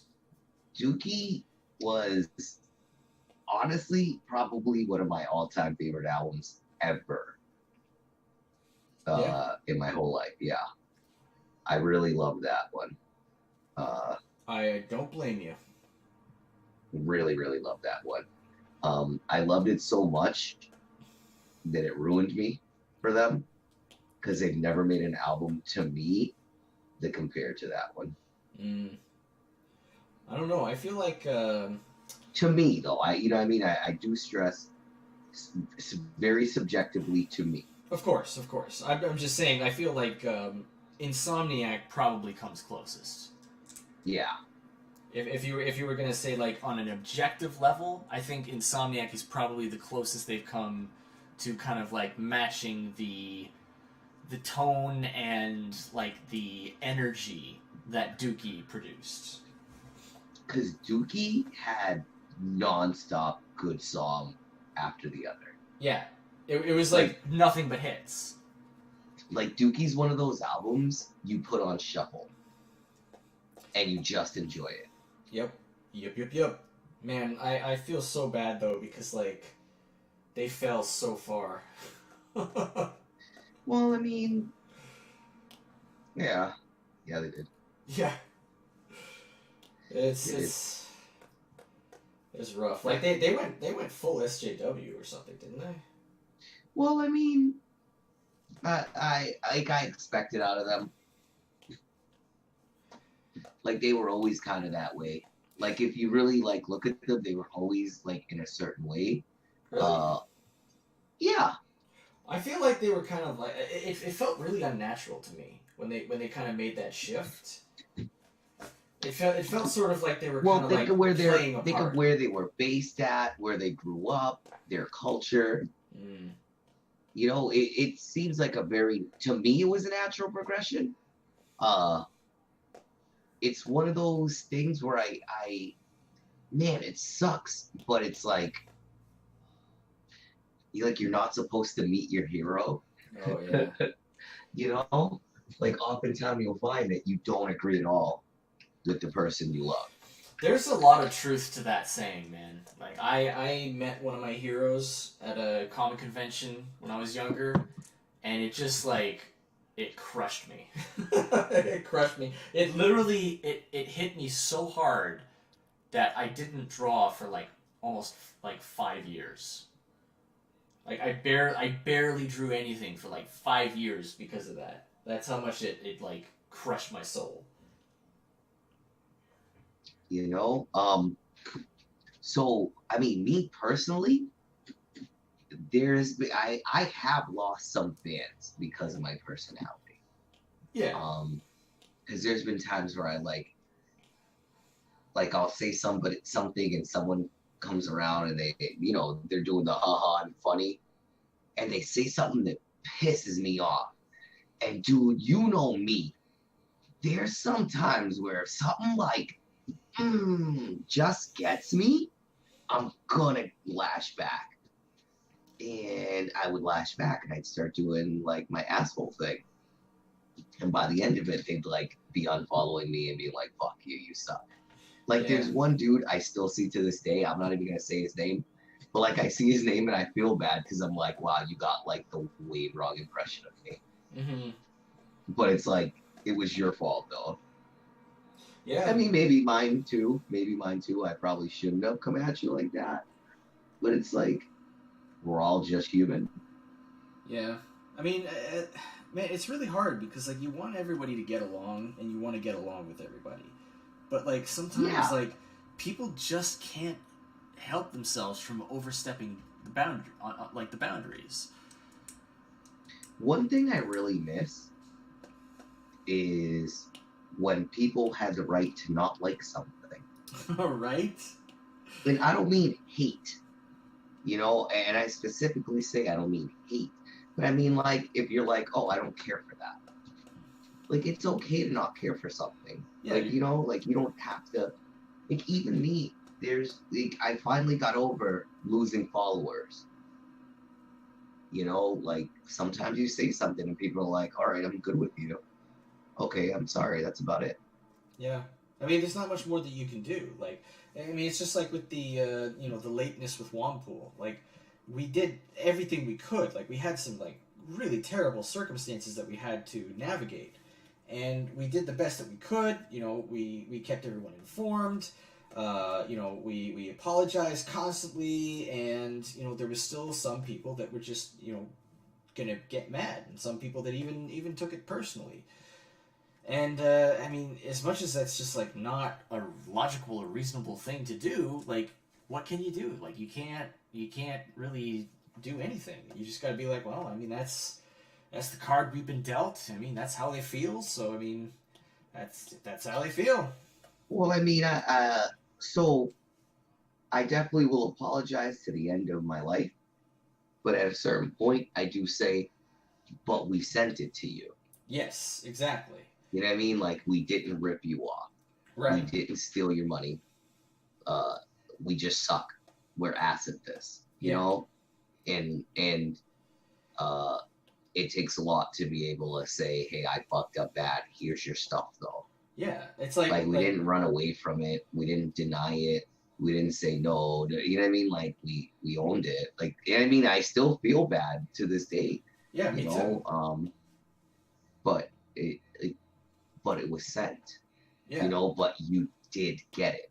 Like we did the right thing, and like how you react to that, like how you feel about the subject, isn't reflective upon us. That's reflective solely upon you. You know, like we can't you know, turn back the time and you know and like pick a different printer from the beginning. Like, I mean, if we could go back in time, I would have done the whole thing different. Absolutely. So would I. You know, I would have gone straight to Mix'em. I wouldn't have touched, you know, AM Print Solutions with a 10-foot pole, and we would have gotten things out. You know, maybe not on time, but it would have been like within the year. Well, I mean, I've learned more. I'm better for next time if need be. Oh yeah, likewise. Like Pineapple Pizza Man is gonna run so damn smooth, and we've had a lot of you know, Pickles uses Mix'em as well. Like they're really great.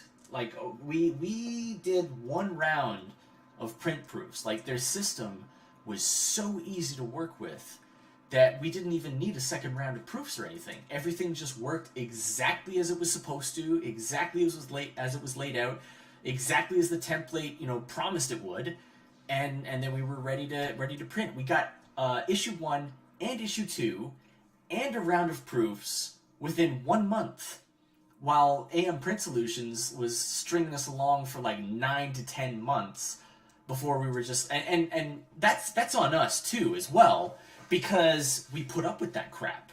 You know, we didn't know what we were getting into. We didn't know what kind of timeline was normal for printing of a comic book. Well, I mean, also too, at a certain point when the coup hit, it sounded understandable. Yes.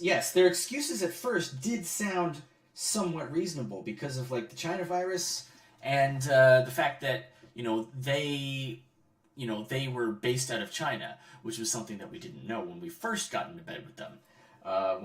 Because like initially they didn't really have that information like easily findable on their website, and it wasn't until like way later that I found out that they were in China, and I was just like, wait a minute, like this was like one of the reasons why we came to you guys, because you said on your website that you're based out of America, out of Florida. We want to buy American, you know, we want to buy like from here. We don't want to deal with China because we don't trust them, and with good reason, and they have proven just how good that reason is. But hey, we did it. Yeah, got out. High five. Hey. Yeah, and there hasn't been a whole lot of problems with the shipping either. Like everything's been arriving within, you know, a reasonable time after sending it out. I got one here that came back today, is from our good friend Sean, and unfortunately he didn't update his address. Wah wah, Sean. But Sean Campbell. Got some spelling to do.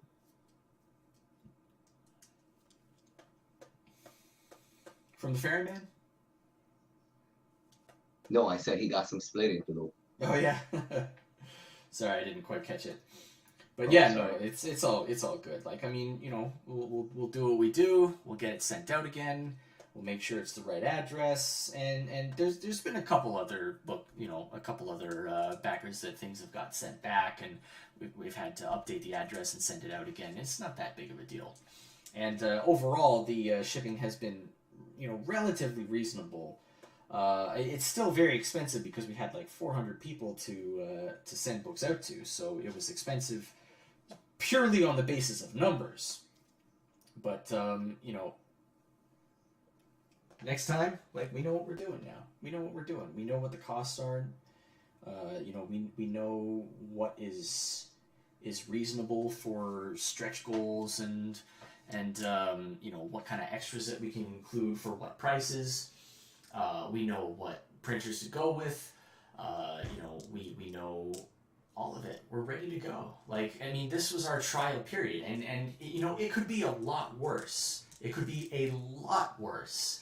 All things considered, we managed to weather the storm pretty successfully, you know? At this point, I'm just glad it's done. Yes. I'm glad everybody's got their stuff. I'm very thankful for everybody. Once again, sorry, but thankful. Yes, absolutely. And it's a huge monkey off my back, too. Absolutely.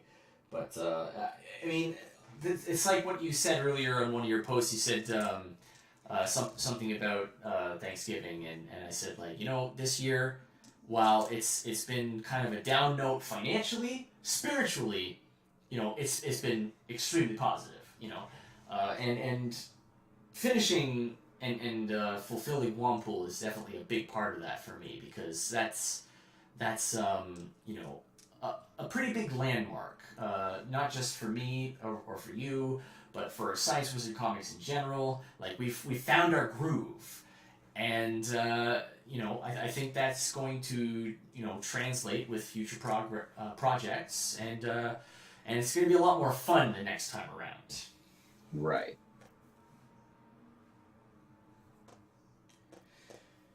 Yeah, I'm not doing too bad on this. Not too bad. Oh yeah, we gotta check in on your progress. What are you doing? Oh, let me switch up the views, y'all. Check out what you're working on. Did you change? Or are you still working on the same one? You're still on the same one. There we go. I'm now only flushing my inks. Nice. Yeah, I'm only just really getting started on my inks. But that's why I keep, like, stopping and slowing down.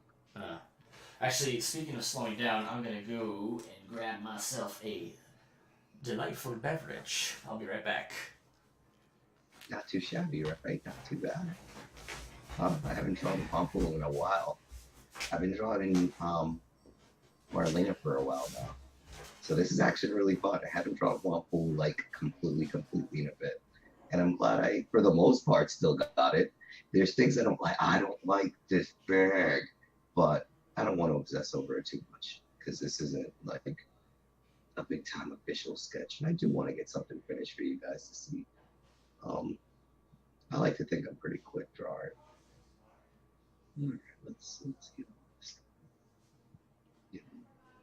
He's actually a really fun character to draw because he's all big and fat. So you don't have to worry about like catching everything exactly because you can exaggerate a lot of things. Like you can get his tummy to cover a lot of spots for him, which is usually what I do. I like to be strategic with one.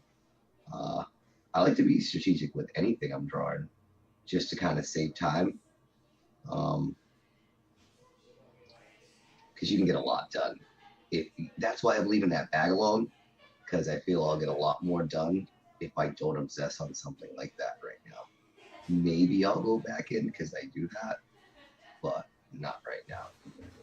I want to get all these thick lines in, and I'll probably even go in and get some more of like my little patchwork thing. I don't do the cross. I just like to do lines, parallel lines next to each other. That's how I like to do it every time. They might not always go in the same direction, but I always like doing them like that. That's just me. So if you're ever looking for signs of I drew something, look for that. That's one of the 100% marks of I drew it. That kind of cross hat. Because I don't even try to always be perfect. Sometimes. But like I said, in something like this, I'm not going to try and go fully perfect. You got if your it's going to print, yeah, I'm going to go perfect. You got your window in the way, Troy. Do I? Oh, this thing loves to show up. Right? Sorry, folks.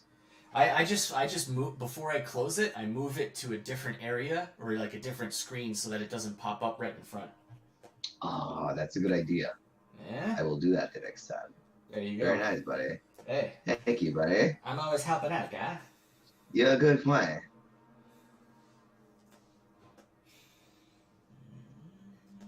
Oops.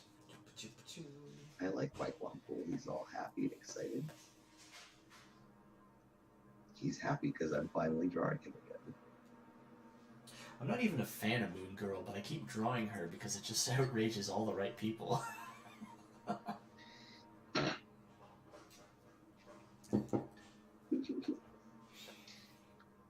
Although I do kind of like her design too. Not gonna lie. She's got a cool design going on. It's not bad at all. One thing I like about it. Oh. So like someone like Ghost Spider, Spider Gwen, I like her design more than I like the character. Yeah, I think they nailed the design. Me personally, I think they nailed that design. I tried to get into that when it first launched, and I just couldn't. It wasn't written very well. It has its moments, but then then it doesn't. Yeah. That's the best I can put it.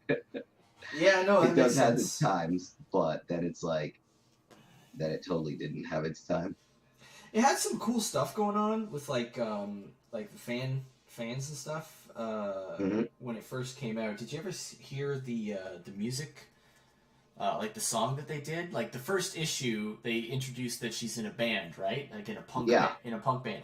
Well, there was this one punk band that actually took the lyrics from that and actually created a real punk song based on that. I think I have heard it actually. Face It Tiger. I think I have heard that. It's like, you gotta face it, tiger, face it, tiger. It's pretty cool. I like that. I like that kind of energy and like when fans do stuff like that. Like if that was me, like I would probably like actually find some way to incorporate that into the actual book, or like do it in a like if there's ever a cartoon, I'd be like, that's got to be the song, right? Or that's the band that's gonna be doing the songs that would actually be canonical in this world. That's cool stuff. I wish there was more of that. But I don't know, like when you get into like the big 2 or 3 or whatever, however many of the those main ones there are, like it just doesn't. I don't know. They don't really interact with the fans much. It's not like they used to. they used to, but they don't really do it anymore. I mean, this is how I see it. Everything will eventually go commercial. Right. So I used to love hip hop, but it is fully mainstream. Mm-hmm. It is fully accepted by everybody. And it's like really cookie cutter. It's like just they found this one formula and they won't get away from it. Yeah. I get that. So hip hop, in my opinion, it's just very generic now. It's very cookie cutter. I'm not saying they're playing it safe because obviously the lyrics are never safe, but there's a very distinct way you need to sound and look and act. Yeah. In order to be a successful rapper now. Plus, there's like that mumble rap stuff, and I just don't get that at all. I don't see the appeal. I mean, don't get me wrong. If I'm driving home and like one of them songs suddenly come on and I'm already in like a hype mood, I'll sing along and get hype. Okay. But it's not something I would sit and listen to when I want like some good deep listening hip hop. Right. Blue Teddy is going on. She says gonna go slip into a turkey-induced coma. Have a lovely night, guys. Blue Teddy. I almost called you Blue Turkey. Thank you very much for showing up. It's always a pleasure to have you in the chat. Thank you, sweetheart. It's been fun today. Thanks for hanging out with us. Expect something from me real soon. Sorry.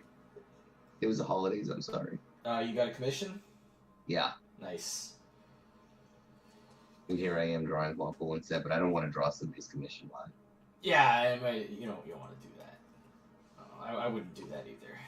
I got a couple commissions I got to do as well, but I figure I want to do something a little more irregular. I just do something for fun for the stream. I don't draw a lot for fun anymore. I've always got a project on the go, so it's a little refreshing actually. It's a nice little reset. Honestly, I'm really glad to be drawing Wampool. I haven't drawn him in quite some time. Right? I love seeing you draw Wampool. My Pickle says he was lucky enough to get advice from people who crowdfunded before me. See, we got a lot of advice as well from people who crowdfunded before us. But, we ended up going our own direction, because even when you do get advice from people, like, it's not always right for you, essentially. Sometimes you got to find your own way and make your own mistakes, too. And that is an invaluable lesson as well. When you make mistakes, you're not going to make those same mistakes again. If you do make those same mistakes again, you're an idiot. Yeah. I always tell people, don't underestimate ego. Yeah. Ego does come into it. Sometimes it's like, no, I want to do my own fucking thing. Right. But and not only that, but it's also is like, sometimes like you'll get that advice from people, you'll look into the numbers, and the numbers of this other place is going to just look much more appealing. You're going to be like, oh, well, but I could get this many books for like a much lower, per unit price. Well, yeah, let's go with these guys. And, you get like a sample or something, you see the quality of their work, and you're just like, hey, that's up there. It's the right quality, better price, more units, and you think like, okay, we can work with this. And that was basically like what we had with the whole AM print solutions. They seemed too good to be true, and unfortunately, it turned out they were indeed too good to be true. But but that's live and learn. You learn that lesson, you move on, you get better, and you find your way. And I think we're doing just that. I think we've really hit our stride with Wampool. It was a tough lesson. It was an expensive lesson, but it was a good it was a good one. It was a good one, and it's left us with a lot more confidence at the end of the day. Hardship, it's like that saying: good times create weak men. Weak men create hard times. Hard times create strong men. And I feel like because we've gone through those hard times, we're going to be stronger men because of it. We're going to be a stronger company. We're going to have, be stronger moving forward in general. So, you know, if things go bad, like, there's always a silver lining. I'm an optimist, if you haven't been able to tell.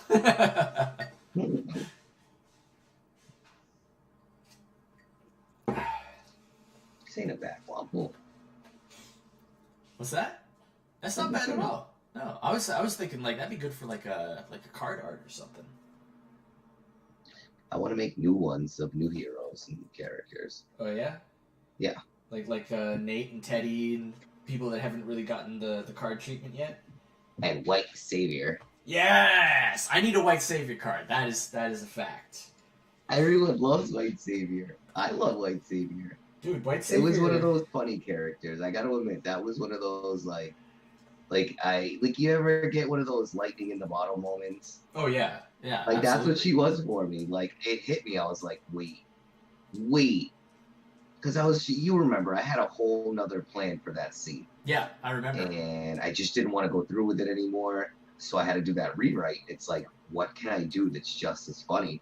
So I was trying to think of a new hero to add, and that was just like, oh my god, I need to do that. and you know, all honesty, like I think White Savior was the better choice in the end because like White Savior is Kira's favorite character, and honestly, that big reveal page of White Savior, like oh my god, that is. Dude, do you know how long that took me? That page is a masterpiece. I looked at the stats. That took me 12 hours and 40 minutes to do that page. That's it? That was a 12-hour page. Wow. What do you mean that's it? Do you know what that is for me? Oh, that's true. You're really fast. For me, you know what Go. For me, 12 hours is like, oh, that's like a short one. Yeah, 12 hours for me, bro. That's true. You know, that's like, oh my god, that took me the whole day. Dude, I've had like times where I've spent like 8 hours on just one of the roughs. But to be honest, I gotta say that the art improvement I made from issue 1 and 2 also kind of like pushed me back schedule wise. Yeah. Because it takes a lot longer to make those pages than the ones that were in 1. But you know, I don't think anybody who looks at, you know, both issues of Wampool, who like any of the backers that got Wampool, you know, they cannot look at issue 2 after reading issue 1 and think like, oh, this is, you know, not worth the squeeze, you know? Like you made a huge improvement between issues 1 and 2, I think, and it really shows. Yeah, I pushed myself on 2. It really does show. It really does. Like you'd almost think it was a different artist. Thank you. No, seriously. Thank you, I guess. No, that is definitely a compliment. I'll tell you what, though, I think I'm going to sign this Wampool and call it a wrap. Because if I start coloring it, I might get obsessed. Calling it a night or calling it a wrap? I'm calling it a piece. All right. That looks good, man. I love seeing the big boy back in town. That's pretty nice, huh? Right? The big guy, huh? I might color him still eventually. Not tonight, maybe. But I like that. I like his belly hair. Ooh, Wampool, I forgot all about him, huh? It's been a while, hasn't it? It has been. Like He's my big guy. And even when you do work on the comic stuff, you've been plugging away at Offspring. So. Oh man, I'm on that one page and it's killing me. I shouldn't even say it in front of people, but I'm like, this one page is killing me. Dude, I'm transparent. Do you want me to do some like red lines or something, or like see if I can help you, What brainstorm I it need out? to do, I need to. One of my secrets, I use action figures to model out scenes for reference. Oh, I do that too. Sometimes. I've actually switched to like a 3D thing on the iPad, but yeah. I actually have several different methods I'll use to create like action scenes or a page. I like to cross different techniques Mm. And that's, I think, is what really gives my page a boost. Because I kind of like blend different techniques to get to get my vision. Because I got weird visions sometimes, and sometimes they're really hard to do. But I gotta say, there's some pages, like the last few pages of One Pool 2, as of when he starts using his powers to get his room together. Mm-hmm. Sorry, spoiler.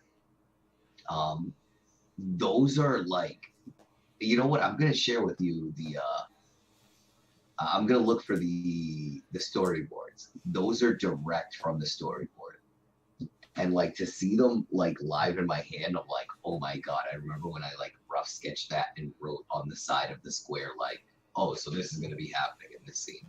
It's so good getting your own comic in your hands, right? Oh, dude, it's surreal. Right? It's really surreal. I almost cried, because I have all that stuff sent to my job. Mm-hmm. And one of the guys was like, "Hey, there's a couple packages for you. They feel kind of heavy." And as soon as I saw them, I was like, "Oh, I know what these are." Yeah. And I ran upstairs, and I was actually setting up to finish up a tattoo on one of my clients. Like Christmas Day. And it was like, dude, come check this out. Like, this is my comic book.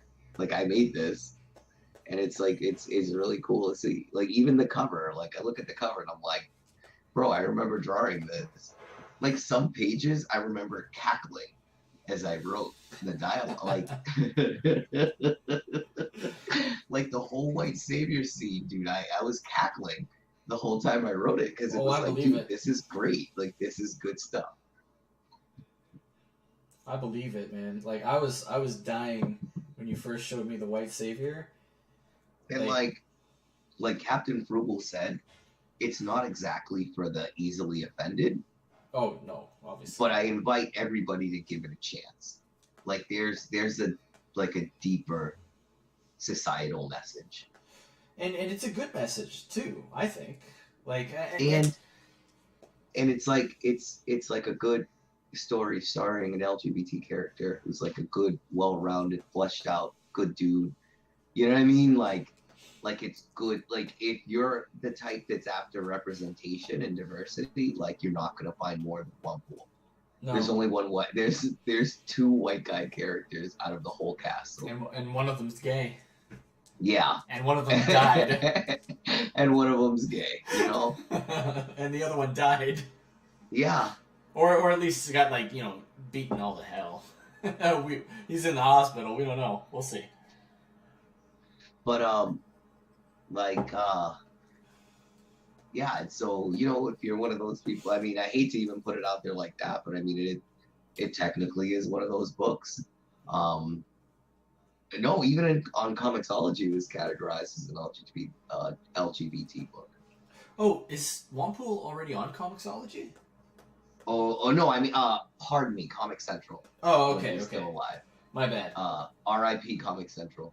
Oh yeah, they went under, didn't they? Yeah. Ah, it's too bad. After they stole the precious from us. I got robbed. I got robbed for Indie Comic of the Year. I'm sorry. Oh yeah, I don't even. I shouldn't even say it because I'm drinking, but I got robbed. That's how I feel. Congratulations to that kid. It wasn't his fault. He deserved, all the recognition he'd get though. No, I agree with you though. I think he did get robbed. That was Juan's by right. Dude, I never left the trending page. No, you didn't. You were always in the top 5. I was in the top 5 from the minute I launched it. I had nothing but positive 5-star reviews. It was a 5-star reviewed book. It was like one of the cheapest books on the site too. At one point, I brought it down to $1 just so people could read it before 2 came out. Yeah, man. Like, that's the thing. Like, I didn't understand how they were, like, grading that stuff. Like, One Pool, issue 1, since the day it came out, was in the top 5 and never left the top 5. Like, the entire time that it was on the site. For, like, almost a year. And yet the guy who wins the like best LGBT book or No, it was it was indie comic of the year. Indie comic of the year. It was yeah. like overall, like right, but like it was the fucking it was the big cock. Yeah, but like the guy that won wasn't even in the top 10. No. How does that work? I don't know. I once again I congratulate the kid. Yeah, of course. You know, he deserved any kind of recognition he did get. I looked through it, and you know, it had a lot of elements of like deeper Hispanic culture, so I did appreciate it in that way. Okay. You know, I just thought it was super weird because like I didn't even hear of this book, and then it wins. Yeah, it was one of those. But if you want, you could start sharing your picture again. Oh yeah. Because I still gotta think what I'll draw next. Yeah, I'm still inking this bad boy, bad girl. Let me see. That bad person. Bad person that matters and is valid. She's a bad bitch. I'm very good in the way I speak these days.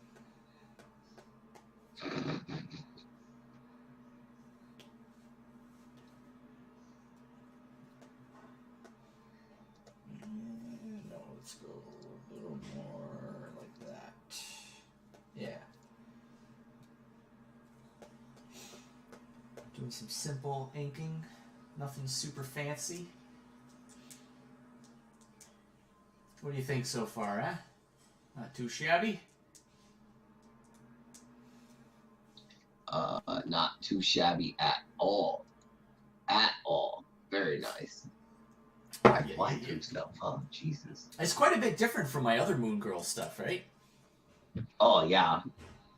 Very, very different. Yeah, I wanted to go for cute as opposed to sexy this time. You know? I like cute. You know, but you see what I do lately. I like cute.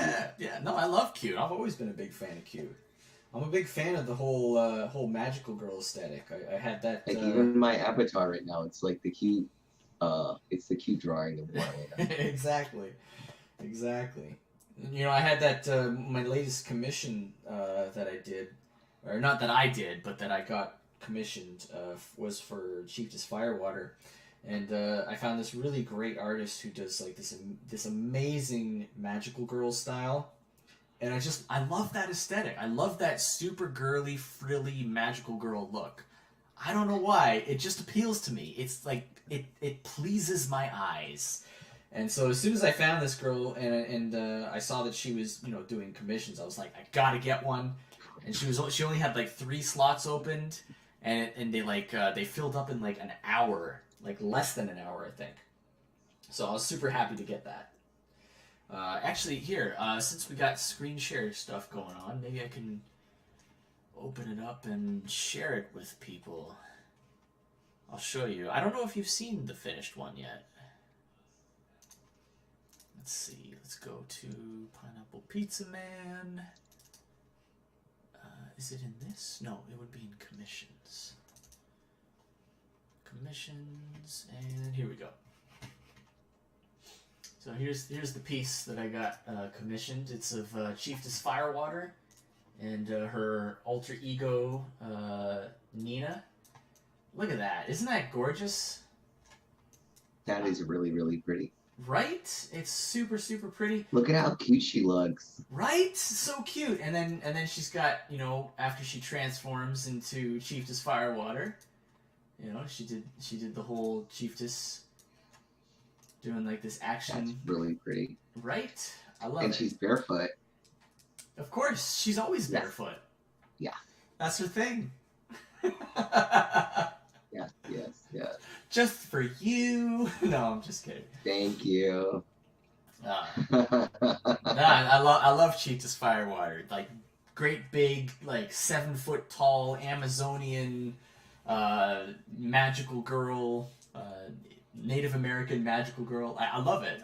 It's such a fun dynamic, and the backstory for Chiefess Firewater is super fun. I really can't wait to get into that. I actually think I might do it as like a side story that if we hit like a certain point on the Indiegogo funding, I'll add that into the back of like issue 1 or something like that, or maybe for issue 2, maybe we'll do something else for issue 1. I don't know, but I love Chiefess Firewater. Ever since Theron introduced this idea for the character and I designed her, like I've just been wanting to do more and more with her because I think she's super fun. Because she's got this duality, not just in like in the her appearance, you know, because she's like, you know, blonde, white, you know, bookish kind of shy girl, and then she transforms and becomes this like tall, dark, like Amazonian, like super boisterous and like energetic. I just really love that dynamic, you know. But she's still the same person inside, but it's like two sides of her personality. Like it just like awakens her. So I'm super excited about Chiefess Firewater. She doesn't come in until issue 2 of Pineapple Pizza Man, but I think people will like her. I really like her, so I think that's a good sign. Sweet. Sweet. Yeah, boy.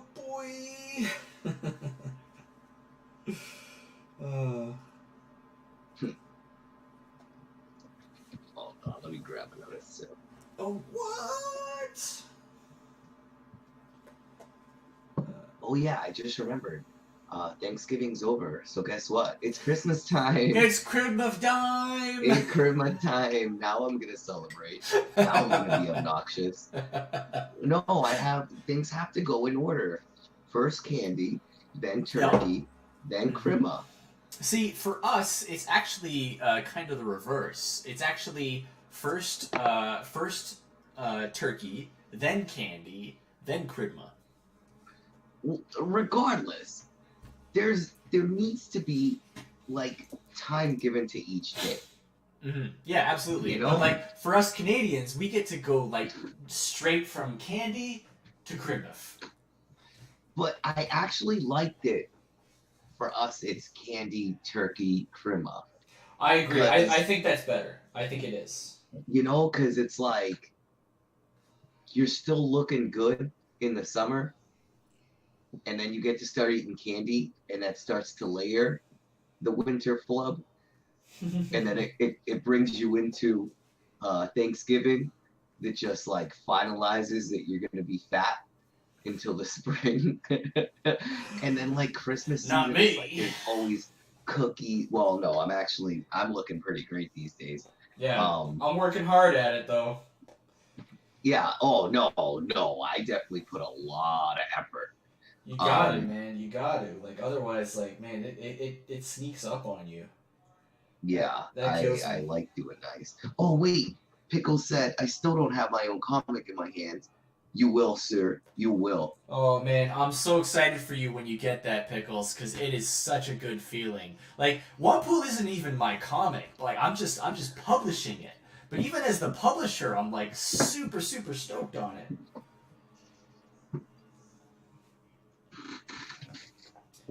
It's an amazing feeling, man. Amazing. Yeah. I can't express how much it gets to you. Right?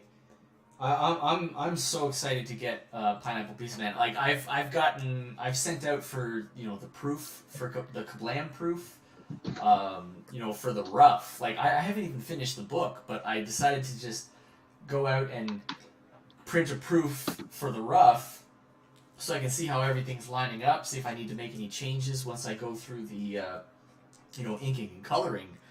But like even then, like I'm just like super excited to get that in my hands.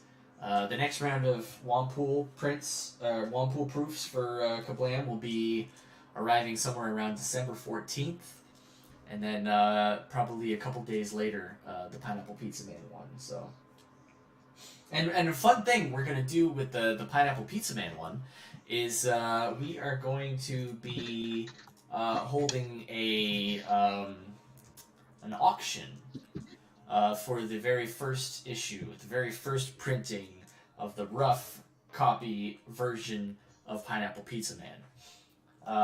And this is a copy that I'm going to be marking up with like red ink.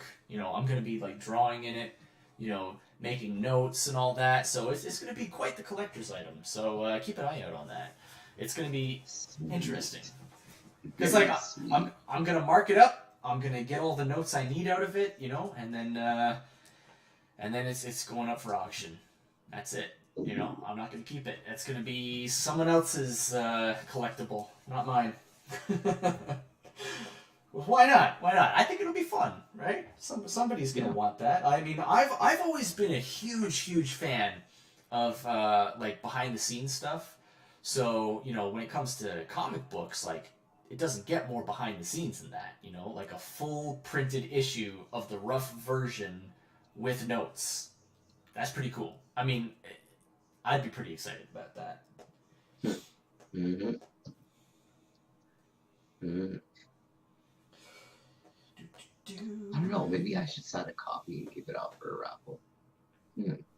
Sign a copy and raffle it? Yeah, man. Go for it. I love that stuff. I can always send you another one. Yeah. Actually, I'm gonna be sending you a bunch of other ones. No, I know. No, we talked it all out. I want the pink box. The pink box. Oh my goodness.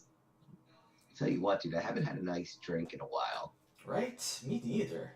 My fiance is already drunk. She's not very good at regulating her alcohol intake, so she kind of drank a little too much right off the bat.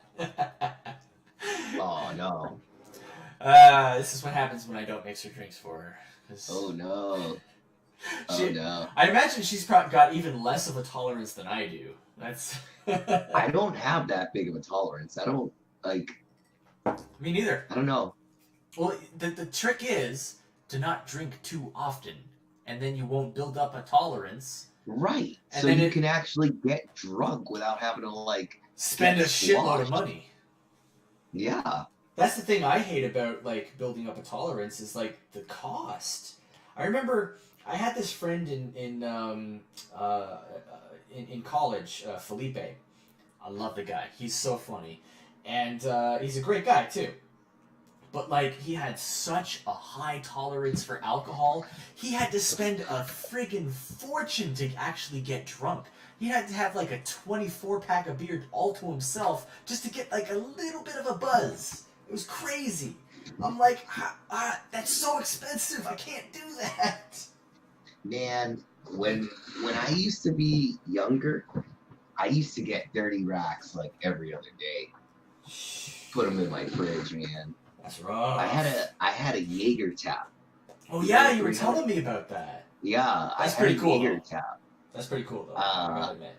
At my best, which I also call my worst. Naturally. I would get up at like 7 in the morning so I could start taking ice cold shots, and I would get pissed drunk. Ooh. And I would stop at like 9:30 and start to like eat food and sober up and take a shower, so I would be sober for work at noon. Bro, that's rough. And then I would tattoo all day, sweat it out, right? And as soon as work was over, go to like a bar. As soon as the bar closed, go to someone's house. What? Those were the days. Those were the days. That doesn't sound like a good day to me, man. That sounds like a nightmare. But I mean, but I lived the life. Mm. You know what I mean? Like, yeah, the first time I did it, that sucked. But, when that's your daily schedule for a few months, you're like, oh, dude, it's Monday. We're going to Paretti's house. You get into a rhythm. Yeah. Like, you wake up, you look at your roommate. He's like, oh, I'll get the shot glasses. Well, I get that because I used to be in a couple of punk bands in high school. And like one of the guy in one of the bands, like he was all about the lifestyle more than he was about the music. Although I think he's more about the music now than he is about the lifestyle. I don't know. I haven't really touched base with him in a long time. But But yeah, man, like you could see it with him too. Like I was the straight and narrow guy. Like I was the straight laced dude. Like I barely drank at all, if ever, while I was in high school, and it was like, but you saw like the other guys in the band, like they were just like every show, every time we played anywhere, like it was just constantly drinking and doing stuff like that, and it was interesting being the straight and narrow guy in a punk band who doesn't drink. I've known a lot of people that try to get into tattooing because they wanted the lifestyle, and it usually didn't go very far. Yeah, no, I don't imagine they would. Like, you gotta have a passion for your work, you know. And you have to put the time in. What I always tell, like anytime I've had apprentices, I always remind them, you're only gonna get out of this what you put in. Exactly. And I think that's true for the comic world as well. Exactly. Yeah, and we've been like, I do admit I probably could be putting more in, but well, you're kind of my excuse is always gonna be the same. Like I have to tattoo first. Yeah, and my life is tattoo, and then when I have time, do comics. Yeah, and you're because until comics gives me what tattooing does, I gotta stay tattooing. Yeah, so you're stretched pretty thin. Like, I get that. Like, I don't think anyone's gonna really fault you for that for the most part. You know, because at the end of the day, like, you gotta pay the bills. It's just like me with animation. Like, I that's gotta be my focus for the most part. And then, you know, I work my 9 to 5s, and then I can come home and work on comic stuff if I have the energy for it. Plus, like, I still have to make art to grow my platform. Exactly. Because I'm pretty much just straight art. I'm very proud of me, dude. I'm very proud of me. I am too. I'm liking the enthusiasm and the energy that you're putting out lately. You know, I like to just put out art. I have a lot of old art I want to start posting. That usually does really good. Actually, since you've been posting some of that older art, it's kind of got me kind of wanting to check into some of my older stuff too. Hey, definitely do it. It's good to see your progress. Right? Plus, like, there's a lot of stuff that because there's a lot of stuff I got unfinished. I have so much unfinished art, it's ridiculous. But, like, stuff that is close enough to finish that it wouldn't take a whole lot of effort to get it over the line, you know what I mean? Right. No, I totally get it. Like, I got that Mass Effect comic strip that I was talking about earlier. I've got, like, some Invader Zim art. I've got this, like, fan art piece of the manga version of the Fantastic Four, which I always thought was pretty cool. I thought it was a really fun idea, but, like, man, they could have done so much more with it. Yeah. Because it was, like, Fantastic Four, but with kaiju. That's dope. I love kaiju. To be honest, I don't get much mainstream stuff anymore. I don't really get much of any mainstream stuff. I pretty much am buying only manga and indie books lately. Because indie books is offering me something that the mainstream books haven't been able to offer me in a really long time, and that's something new. And manga is just like an absolute guilty pleasure. Well, see, my beef with the big publishers is they failed at passing the mantles down throughout time. So when they finally started passing the mantles down, who they chose was a huge shock to the system. When if they would have been passing the mantle down, it would have been more of, oh, this is a bad run. I almost want to compare it to, like, Doctor Who. Okay. You know, where it's like, oh, this was just a bad Doctor. The next one, we'll give it another chance. Right. You know? Like, if you didn't like the Christopher Eccleston you know, you would have the other guy. What's his face? The one that Yeah, no, I know who you're everybody talking likes. I can't remember his name, but I do know who you're talking about. normally it's the other way around, and I can remember that guy's name, but not Christopher Eccleston's. You know, the British guy. Yeah, that one. Yeah. The guy who was the villain, the purple man on Jessica Jones. What's his face? That guy. But I don't know. And me personally, even if they were writing things in a good way with characters I did like, I'm very bored of the same character doing something over and over again. Yeah. And I might get killed for it. So don't get me wrong. I like Peter Parker, but like, how much more are you gonna write of him? No, see, I totally get that though. And I don't mean that like, oh, I hate him, you stop using them. More like, at what point do you conclude a story? Yeah. At what point? You know, like a do you story say, needs to have a beginning, an arc, and then an end to close it out. And I can say the same thing about every character. You know, and then there's certain characters that you don't need a past mantle, like let's say a Wolverine. Like, you don't need to have a new Wolverine. You could just always have the legacy of Wolverine. Yeah. That's one of the things that actually drew me to Theron's vision of Pineapple Pizza Man, because he actually has an actual idea for an ending for the story of Pineapple Pizza Man, you know? Like he doesn't just go on forever over, like, you know, never-endingly, you know, having adventures. Like, he has an end. I like that about that. You know, and it, you know, it'll probably take us a little while to get there, but I think it's a really interesting end too.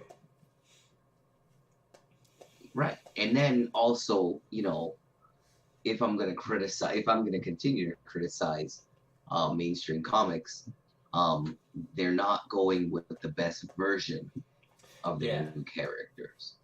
Yeah. So that new Miles Morales game, that looks hot. That looks fire. I think I'd like it better if it was Miles from the Spider-Verse movie. I really liked that version of Miles. Dude, I'm so glad that you turned me on to that. I really connected with that. Like, that whole opening sequence when he went through slapping 5 and the music was playing, it was like Hood. I never understood what people meant when they said see yourself in something. But I've literally done that. See, that's like, the thing, though. That Spanish kid that came through, like, yo, what's up, dog? Oh, damn, she liked me? Oh, whoa. See, that's and it was, like, really fleshed out well. Like, he was a good, like, this is a Puerto Rican kid in the hood. See, this is where I have to disagree with you, because I don't think it's because he's like you that it works. I get because like, he's nothing like me. Like, I am as far removed from the character of Miles Morales, from the setting, from the tone, from the background, anything. And I loved it, and I connected with it. It speaks to something that's more true, you know, to the human condition. Like, and I think that's what relationship with his dad. Absolutely, yeah. Like, that was me and my dad. Like, my dad was tough love dad. Like, it was perfect. And you're right. It isn't like, I didn't like it because I saw myself in it. But I'll rephrase it to I understand the feeling of seeing yourself in something.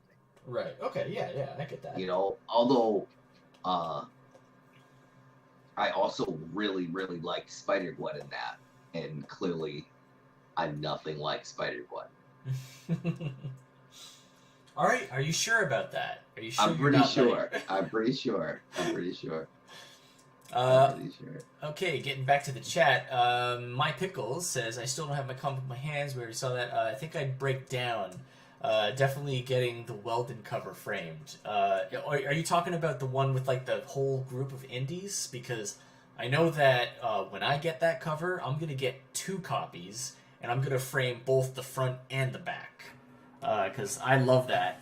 That came out really great. It looks so good, and he had Pineapple Pizza Man in there, like, which is just like my heart, But my goal is to make sure that Pineapple Pizza Man issue 1 gets out to print before that issue comes out, because I don't want the very first in print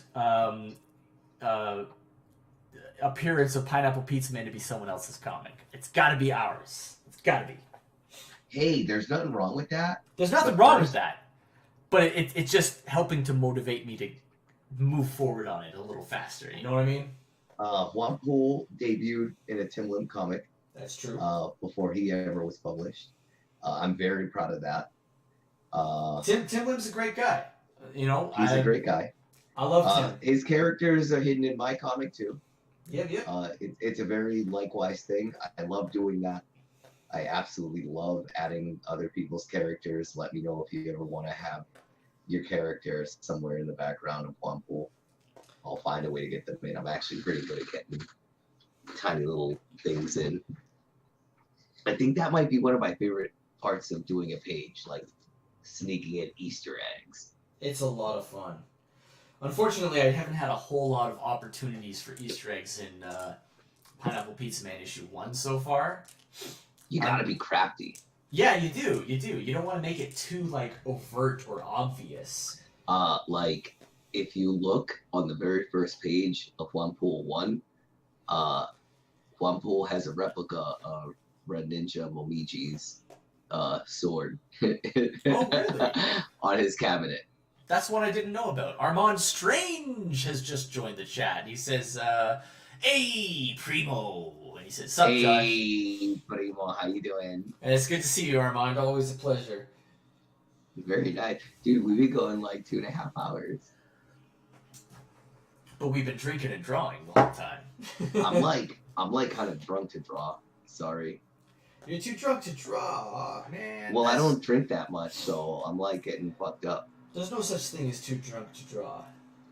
You don't know me very well. I think I know you pretty good. Yeah, you do really pretty good.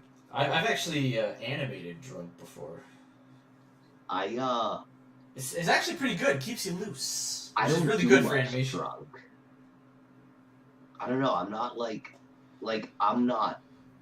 All right, so I would say I'm functional enough, but it gets a certain point where I'm like, oh, I don't want to draw. I'm lazy. Oh, it kind of makes you a little more slovenly. Yeah. Oh no, I'm fucking. I'm a messy fucking bitch, bro. All right. So. All right. We're very different drunks then, because I actually kind of get like a lot of energy when I drink. No, I mean I get energy, but it's just one of those. So like right now, if I started drawing, I'd probably keep like starting over. Because I don't have the correct focus. Like that brain isn't turned on right now. Right. And I recognize that. I know myself very well. Yeah. No, I actually probably would do worse if I was sober. It keeps me loose. It keeps me loose, man. You want to be loose when you're drawing. My best way to draw, I hate to say it, smoke some weed. And I will destroy any drawing on the spot. Oh yeah? Yeah. Oh. But that's what I've been doing since I was a kid. Like I used to be part of like a graffiti / art group. I can see that. And that's what we do. We'd get together, we'd smoke, we'd break dance, we'd draw in our books, and then we'd go somewhere and find somewhere to like try to do graffiti because we didn't have the right stuff to do it good. Oh yeah? Yeah. What's the right stuff for graffiti? I gotta know. Well, I mean, it's just about the quality of paint you get, and more importantly, like the caps. to be able to do like different sizes, Caps? like the caps that you spray down that you push down. Oh, So basically the nozzle. I see. So different nozzles give you different spray outs. Gotcha. So it's And, like the difference between like a hard brush, exactly. soft brush, all So that I mean, stuff. like you go into, like you've used airbrush, obviously. Yeah. There's a difference between soft airbrush and hard airbrush. Gotcha. So that would be your caps. I used to be a lot better when I was in high school, actually. You know what's crazy is like, man, what was I gonna say? Graffiti artists tend to be amazing artists, like in general. Like they're really good generalists. We had this graffiti artist in my animation class, and he was without a doubt the best artist in the entire class. Like nobody could hold a candle to him. He was amazing and super humble too, but like he'd never really done like animation or anything like that. Like he just come off of like he just does graffiti. And I saw some of his graffiti around Toronto, like just like riding the subway, and in like one point or something, I think I was hanging out with him and a group of other people, and he pointed out like one of the pieces that he did, like one of the big murals. And holy shit, it was amazing, dude. Like I couldn't imagine doing that stuff. Like I've been pretty much like solely digital for a really long time, and like I just couldn't imagine like you could get that kind of detailed work from just like spray cans. You know what I mean? I only went digital. I want to say like 3-4 years ago. Basically, almost around the time I met you. Oh yeah. A little bit before that is when I went digital. The winter before I met you. No shit. Is when I bought my iPad. Same ones I'm using. Is that how we're measuring time now? Before Josh, BJ. Yeah. BJ. Oh wait. BJ, yes. This is my life, BJ. Thank you. That's canon. That's canon. No. That's canon now. It's my life, BJ. I fucked up. Yeah, you fucked up, Holmes.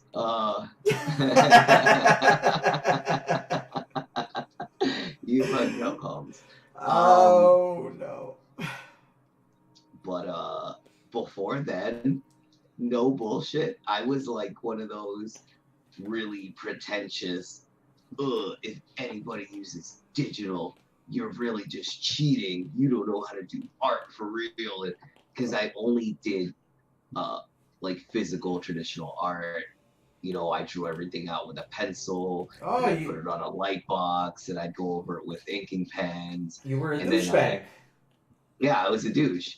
But I was a douche that could do it really. Like everything I do now digitally, I was really good at doing traditionally. Right. In fact, I accredit my ability to do it traditionally to why I adapted so quick to it digitally, because I had already like kind of self-taught myself on Photoshop. Mm-hmm. And I mean, dude, Procreate is Photoshop. Yeah, basically, but it's well, just at least the very first version of it was Photoshop Lite. Yeah. And you know what's funny? I've actually been on Photoshop since the mid like the late 90s. I had Photoshop 3.0 from my grandpa. My grandpa really likes computers, and he really likes to teach himself stuff. He's always learning. He's 101 right now, and holy hell! Yeah. He's hanging in there. He's a tough guy. He's been exercising his entire life, and got a lot of respect for him. I love my grandpa. He's an amazing man. He's got quite the life. He has had quite the life. It's really interesting. I'll have to go over it sometime. But like he's always been like fiddling around with like various programs on the computer, teaching himself stuff, and every once in a while he'll like he'll have like an older version of a program that he's been playing with, and he'll just give it to me. and one of those was Photoshop 3.0. Bro, you just basically told me your grandfather was born before they invented cars. That's crazy. Well, yeah. What did you say? 101? 101. That's 1919. Yeah. Bro. He was a dance instructor. Dude. No, like my mind is blown right now because dog, he was born before cars. Yeah. What?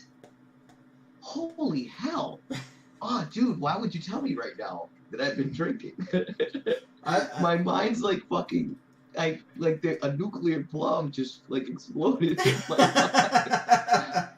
Like I can't, like I'm struggling to comprehend. Like obviously I get it, you know, but it's like, man, when you really stop to play the time game. Yo, yeah. I love listening to his stories. Like whenever we go to like. Oh my god, how many presidents has he gone through? All of them.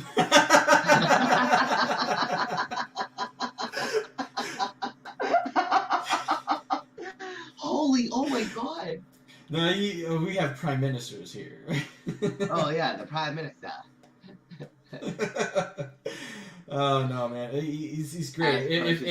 As prejudition, I love it. Hopefully you'll get to meet him at the wedding. He's great. Oh my god, no. Dude! At my sister's wedding, he gave like the most heartfelt speech I've ever heard in my life. I was bawling like a baby. It was ridiculous. And then he got my my grandpa from my dad's side to come up with him, and they sang a song together. Holy shit, my heart was just like crushed. It was beautiful. It was beautiful, man. That's awesome. But yeah. Oh man. I didn't think that would be like a big, like huge revelation or that's mind blow or huge to anything. me, dude. That's huge. 101? Yeah. That's huge. Bro, like I feel like if I meet him, I'm supposed to go on some RPG quest after that. What? Cause it's like I've just met like the wisest sage. Like he's the human equivalent to Yoda right now in my mind. Kind of, yeah. Like bit. 101 you reach. So good you will not look. like I want like wisdom now from this man. Like he's gotta have like the greatest wisdom. Like he's literally seeing the world shape itself. Pretty much, yeah. He I don't know about like the wisdom, but like I know. I'm just saying. Like I don't know about like sharing that came wisdom. Out funny though. That came out really funny. I don't know about sharing wisdom, but he'll definitely be able to share like some really interesting stories. That is a fact. I love like I never really like ask him directly about them. But like he'll start going off and telling stories about like, you know, his time growing up and in the war and all that stuff. And like it's just like I can't help but listen in on whatever he's talking about because it's such like really fascinating and like just how different everything was back then. Like he would like my uncle. My uncle, he's been like collecting all of the data of like our history, of our family history. And like you see some of these like old pictures that he's been able to collect and it's just unreal. Like it's like everyone from back then looked like homeless people now. You know what I mean? Right. But like it's wild, man. Like you would have like these family photos, and it's like 30 friggin' people, you know? Like they had babies. Yeah, they did. Like they got down, man. They didn't mess around. They didn't at all. Like, oh man, your grandfather was alive. For all 3 Back to the Future movies.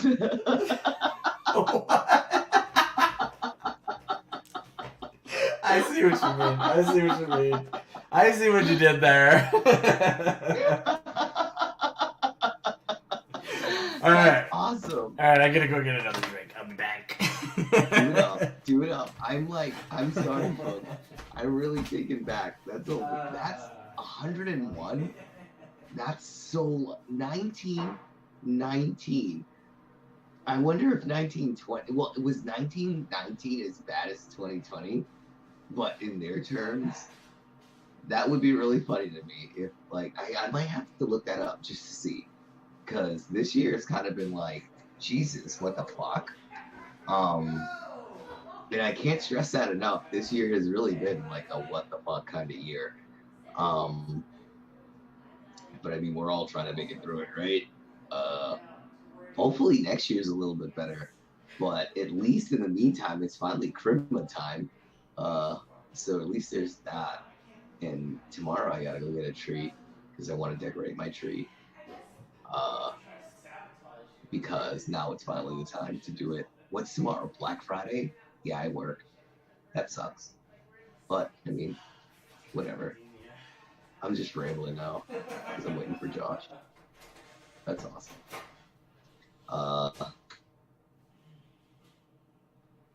It is. That is so long. Oh, Pickles, it is so long. You feel me, right? It's like, geez, man, what the hell? Like 1919, dude, that's a lot. That's a lot. A lot of things happened from then to now, and that's just really blowing my mind. Because whenever you do the time game, you realize a lot of things ended up being invented and implicated in a very small period of time. And I don't know. That's to me, that's cool. 101. Yeah, I dig that. That's awesome. Man, I really do wish I knew what to draw though. Like I kind of want to draw something, but I don't know. Right now I've kind of been drinking a lot, but I've been having a lot of fun with you guys. And I really do thank everybody that's been with us, hanging out. I don't drink very often, so this is a very good occasion. And even though it's 15 minutes past, well, like 17 minutes past Thanksgiving, I still am very thankful for everybody that joined us tonight, and to everybody that backed up my book and made it possible. Thank you. Wow, this guy's taking forever to get his drink, huh? I've never seen such a long pause. Because I am actually absolutely awful at holding a stream by myself, because I never, ever, ever, ever, ever know what to say. And I always feel like I'm just rambling, but at the same time, I feel if I stop talking, the awkward pauses would be even worse. So I just keep it going. Do you hear this man in the background? I hear this man in the background. What's up? Thank God. I suck at holding an audience by myself. Well, Humble Marty's telling me that it's never too early to draw Christmas. Are you ragging on Christmas? What's wrong with you? No. I think, because I was just saying I never know what to draw. Well, we might have something in the works regarding Christmas. Wing. Ooh. Oh, hey, we got a new viewer right now. Gateway into Comics. Hey, man. Hey. Actually, Gateway, there's a little bit of an Easter egg in Pineapple Pizza Man that you might recognize. Just saying.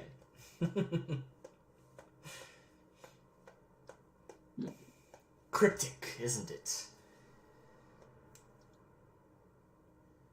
I will say, I think I might have to jump off soon. What? And abandon Well, me? we're hitting right now 2 hour 48 minute mark. Oh shit, yeah. So we're at, oh god, it's midnight. Yeah, we're probably gonna have to end it quickly. Oh, not quickly, but like soon, yeah. Yeah. I want to get up and get a tree tomorrow, because I'm like that. A tree tomorrow, like no sooner does Thanksgiving end, you're just like, let's go! Oh, but that's how it is. See, like I said, I had my turkey. I'm very satisfied. Oh, wait, I have a plate. should I eat it now or should I save it? Oh, I totally forgot I have food. Oh man, I love Thanksgiving.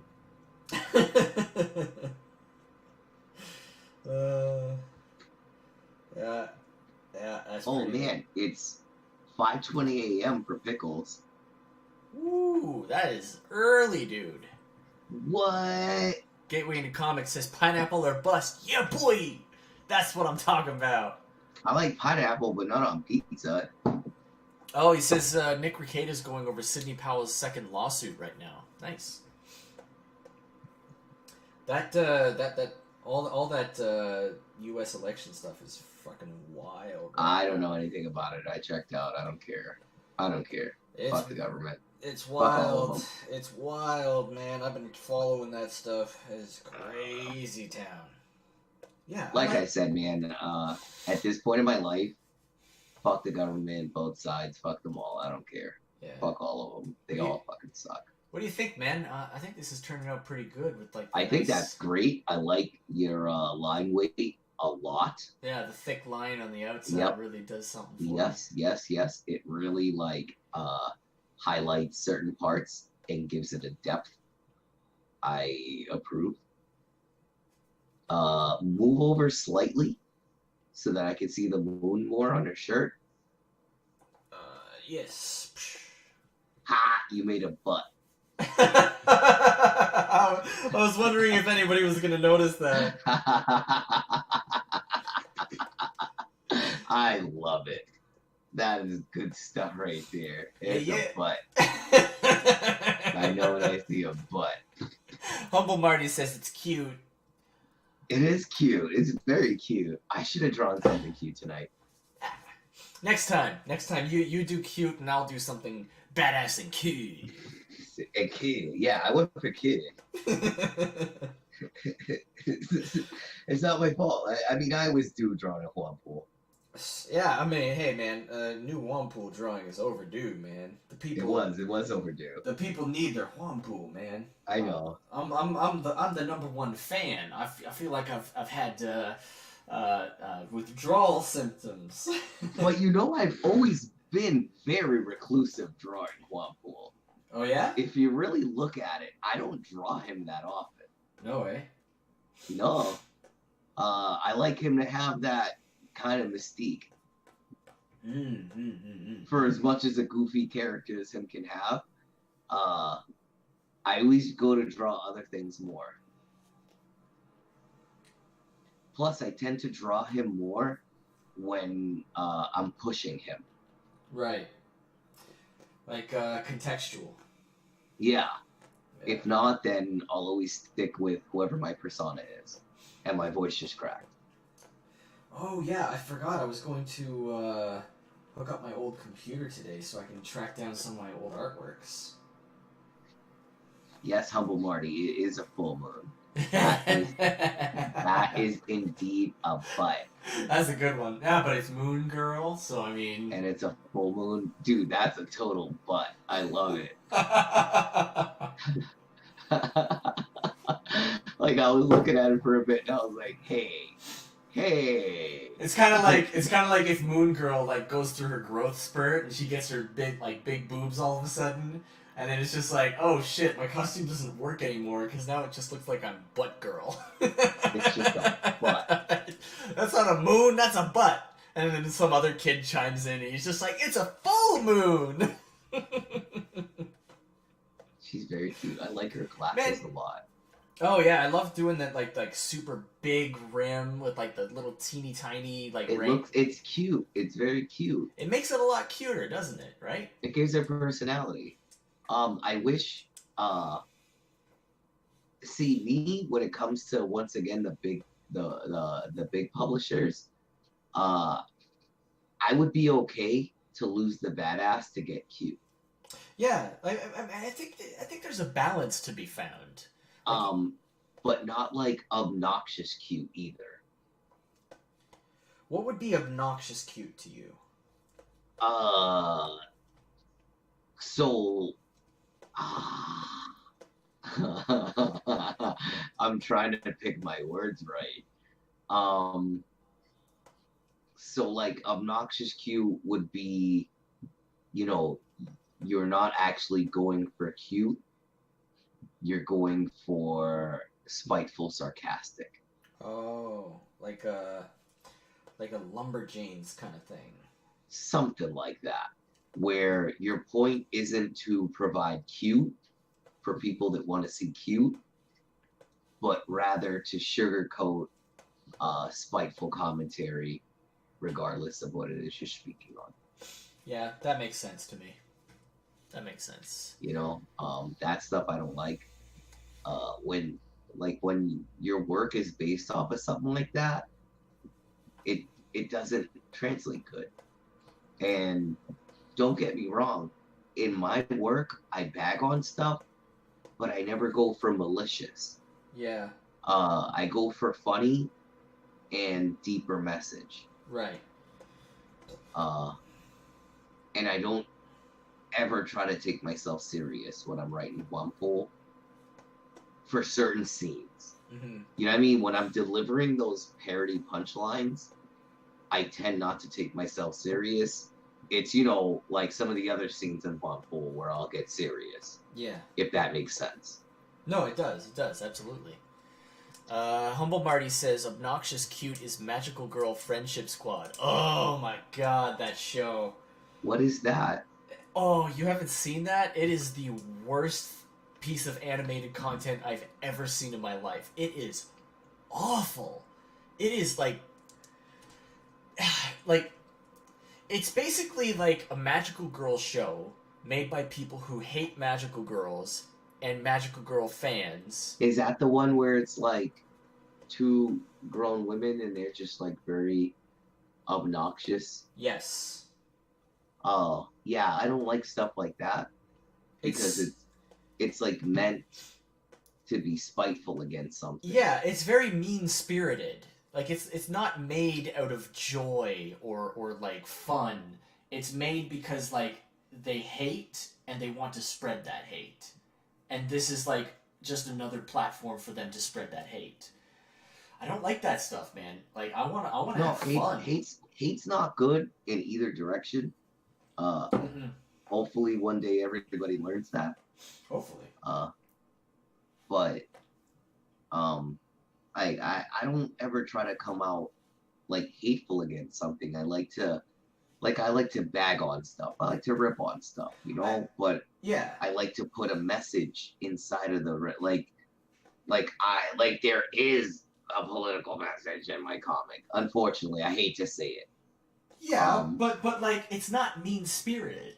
And no, it doesn't come across as mean-spirited. It comes across as very like, relatable. Like if you give it the chance. Yeah. You know what I mean? Like anybody's experienced what Wampo's experienced, and anybody can. Right. And the thing is, with like Wampool is like the message. Yo, you know who IRL Wampool? Movie Bob.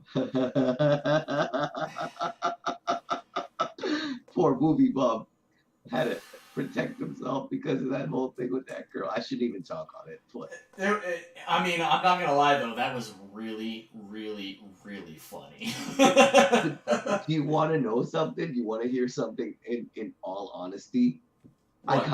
I actually felt bad for him. Really? I don't know. Like he's been so awful. He's a piece of shit. Like, and we're from the same place, me and him. Yeah, I can tell. From we're local.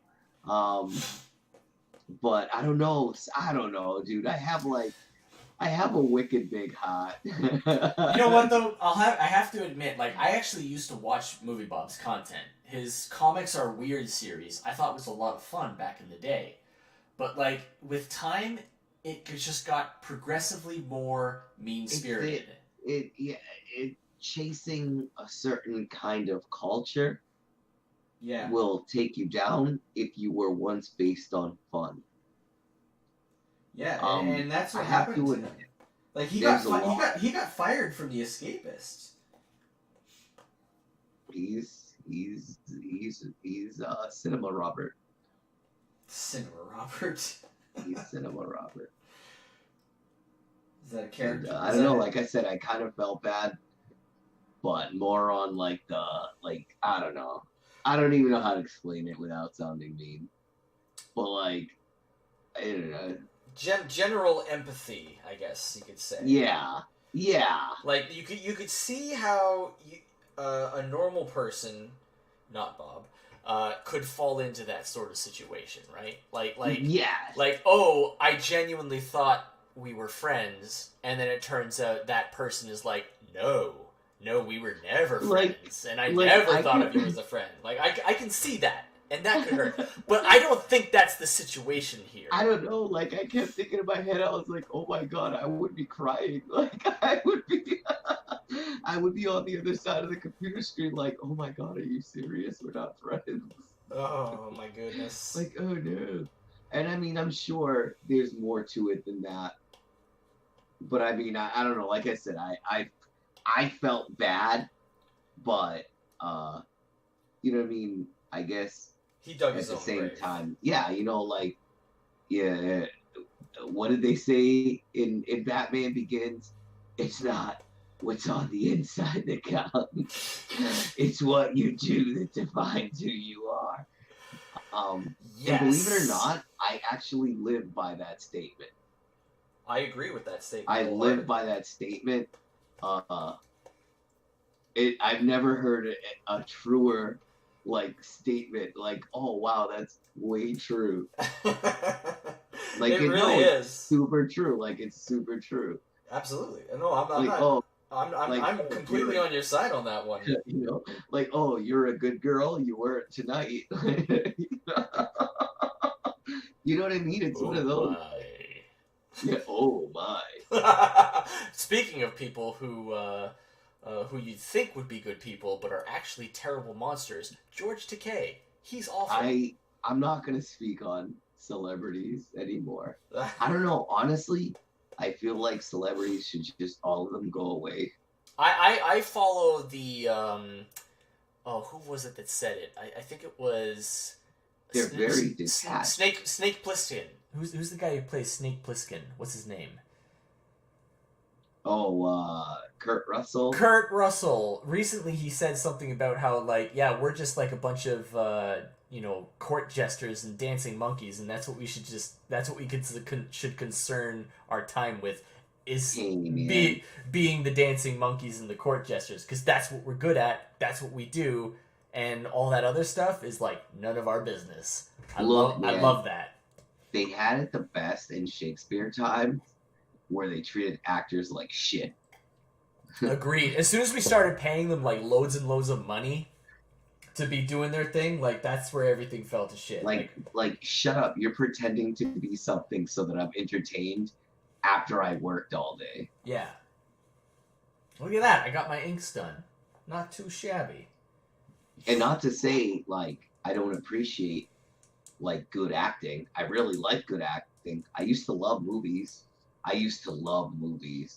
But they're all very boring and follow very similar structures. Yeah. And I still really want my wicked good female main character. You know what kills me about movies nowadays is how little creativity there is in them. You know what I mean? Like, Hollywood doesn't seem to have any original ideas. Like, they keep going to, like, the comic book industry and, like, just mining whatever comic book of the day is available, right? Well, in my opinion, Endgame should have been the end of Marvel movies. It also should have been the best of the Marvel movies, but it was not. Not even close. And honestly, like, in my personal opinion, look, the inclusion of Captain Marvel in Endgame was the single worst idea they could have possibly implemented. She killed that movie. My opinion on Captain Marvel, when it comes to that, where I say it was a bad idea, not so much because of her participation, which I will always remind everybody, she was not part of the Infinity War. She wasn't part of it. I think that it was just a stupid move. I'm more angry that it was a stupid strategic move. Because you want to build her for what happens after Endgame. Because if you're gonna have a huge gap of a lot of actors that aren't returning, thus a lot of characters aren't returning. Yeah. And you'd want to save something like a Captain Marvel to restart this next big arc. Exactly. Plus, the way that they used her in the movie, she was basically a living, breathing Deus Ex Machina. You know, like basically their own personal get out of jail free card. Right. When they couldn't think of any other way to get out of whatever perilous situation they're in, they're just like, oh, and then Captain Marvel shows up, saves the day, hooray! You know, and it just felt cheap.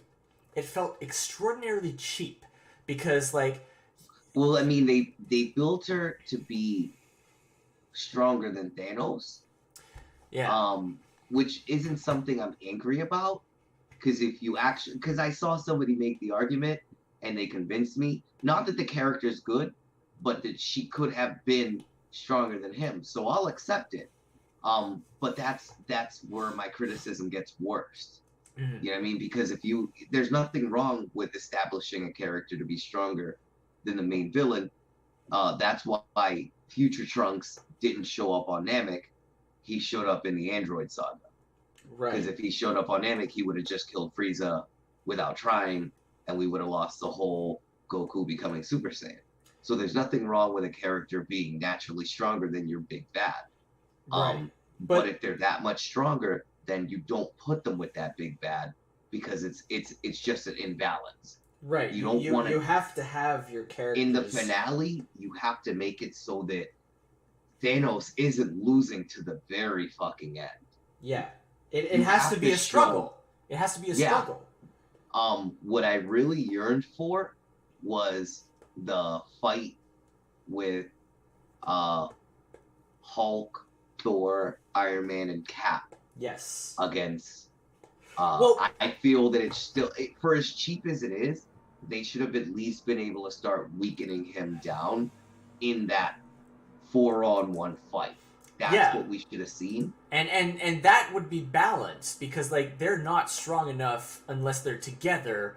And that's the thing, is that, like, you've had, like, 10 years, literally 10 years of growing up with these characters and following their exploits to this point, and you want the people who struggle and overcome and succeed to be the characters that you've grown up with.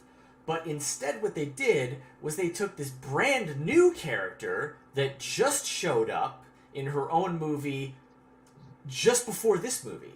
Well, and then she was basically like the linchpin to everything, and it like that kind of like takes away from your investment. I see a lot of people got criticisms for Captain Marvel, and a lot of them I agree with too. My biggest criticism of Captain Marvel was it was set in the wrong time period, because all of that happening would substantially affect the world in a way that it clearly didn't. Yes. Yeah. Because there's no way. I mean, first and foremost, in Captain Marvel, they were calling themselves S.H.I.E.L.D., and that's incorrect according to canon. Right. Because the running gag was that they, we're the homelands, and you know what I mean. They dragged out the name every time and got criticized. So they shouldn't be calling themselves S.H.I.E.L.D. Two, the Captain Marvel movie would have worked much better post Endgame, because she would have had way more access to much more progressed Earth technology to make contact back with the Kree. Right. Well, see, I never actually saw Captain Marvel. It was what you call a all right, so my rating for Captain Marvel was, if it was by itself its own movie, it's boring generic. Right. That's about what I expected. When you put it into um the the greater Marvel universe, um it doesn't fit because it's clearly written at the very end of the storyline when it's supposed to be at the very, one of the more beginning stories. Clearly Captain America's frozen throughout this story, but this should be one of the more earlier dated stories in the timeline. Right. And they just didn't make things consistent, so that threw it off. Some of the action scenes were really cool though. Yeah, but that's not. I can't even take that away. Like, some of the action scenes were actually really cool. The soundtrack was dumb. I don't know. I don't know. It wasn't a shit show. It really wasn't a shit show, but it didn't fit right. And like I said, the timeline was way too off. They needed to have that post so that she started to be the flagship character. Mm-hmm. And then you could have even, started having, if you really, really wanted to do it, have the culmination be you make a new Avengers around her. Yeah. And then you flesh it to be good. And another thing I think would have helped the Captain Marvel movie is if it wasn't just men telling her she couldn't do it. I feel the character would have really benefited from everyone telling her she couldn't do it. Yeah, that just made the message like. You know what I really mean? Like, polarizing. I think it would have been very powerful if, like, Carol was bullied by other girls in school too. If her mom told her that she needed to be more feminine, you know what I mean? Because then it would have been a story of overcoming all the dissenting voices, right? Which is way more relatable, because then men are like, bro, my mom used to get on me. Yeah, it's not just like the Nike commercial. Anything you can do, I can do better. Because you don't want to make a competition, you want to get everyone to love your flagship character. Yeah. I think Brie Larson would have been better used if they would have appealed to her glamour side. Like her Miss Marvel days kind of thing? Well, no, I mean, like, Brie Larson can be very beautiful when they plan on her being very beautiful. Yeah. I think the suit could have been better fitting to her figure. It could have been more flattering. Definitely. I think it was the way it was loosely fitting didn't do her justice and made her made fun of. It looked frumpy. That's the word I would use. Well, no, it. but what I don't like is that it ended up getting her made fun of, and you know what I mean. That's not exactly fair. No, I'm not saying that to be like to make. No, fun of her. no. I know you didn't. That's one of my things that I'm saying. Like, I'm actually one of the few people that actually agrees with you that she's actually a very attractive lady. But like, I just think that they kind of went like out of their way to make her less attractive than she actually is. Right. And I don't know. They needed to make her with her own movie starting over, like I said, starting over the MCU. Yeah, absolutely. So that she didn't awkwardly just get thrown in. Yeah. But on that, I think I might have to say, I think I might need to get off now. All right. It's actually 1:45 almost. Whoo-wee. I'm just starting the flats. Oof. I am ready to go to bed. I'm not a fast artist, but you know what? I got to this point pretty quick, all things considered. I'm pretty proud of this.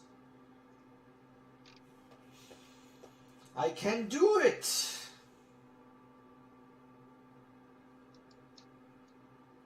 All right, man. You want to get some sleep? Yeah, I need to start getting off.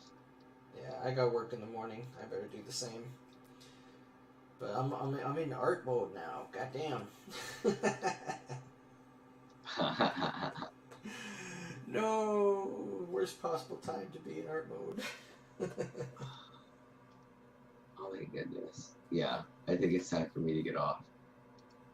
All right, man. Well, you know what? This was a lot of fun. We should definitely do more art streams together because I really like this. Yeah, this was fun. I probably won't get plastered so I can actually draw, and I'll have a plan. No, that's another thing too. I didn't go in with a plan. Absolutely. Well, next time we'll have a plan, and we won't get plastered. I might drink a little bit. We'll see. I don't know. It seems to work for me. Keeps me loose. I'm pretty fucked up. I'm about to go eat a plate of like Thanksgiving food. All right. Well, if anybody's still here, My Pickles and Humble Marty looks like they're still here. Thank you guys for showing up. Thank you guys for hanging out and interacting with us. We always appreciate that. We hope you enjoyed our first drink and draw stream. And I'm going to try and finish this up for tomorrow maybe, and I'll post it on Twitter and whatnot. So thanks again, guys. Make sure to check out Troy Torres at MRMVQBoy on Twitter, and me at JoshAnimate. If you're not subscribed, make sure you please subscribe so you can get in on this fun live stream action the next time. All right. Troy, thank you very much. It was a pleasure. It was a lot of fun. It was mine. All right. Well, have a good night, and everybody else have a good night. And make sure to check out Pineapple Pizza Man when it launches. Take care, everyone.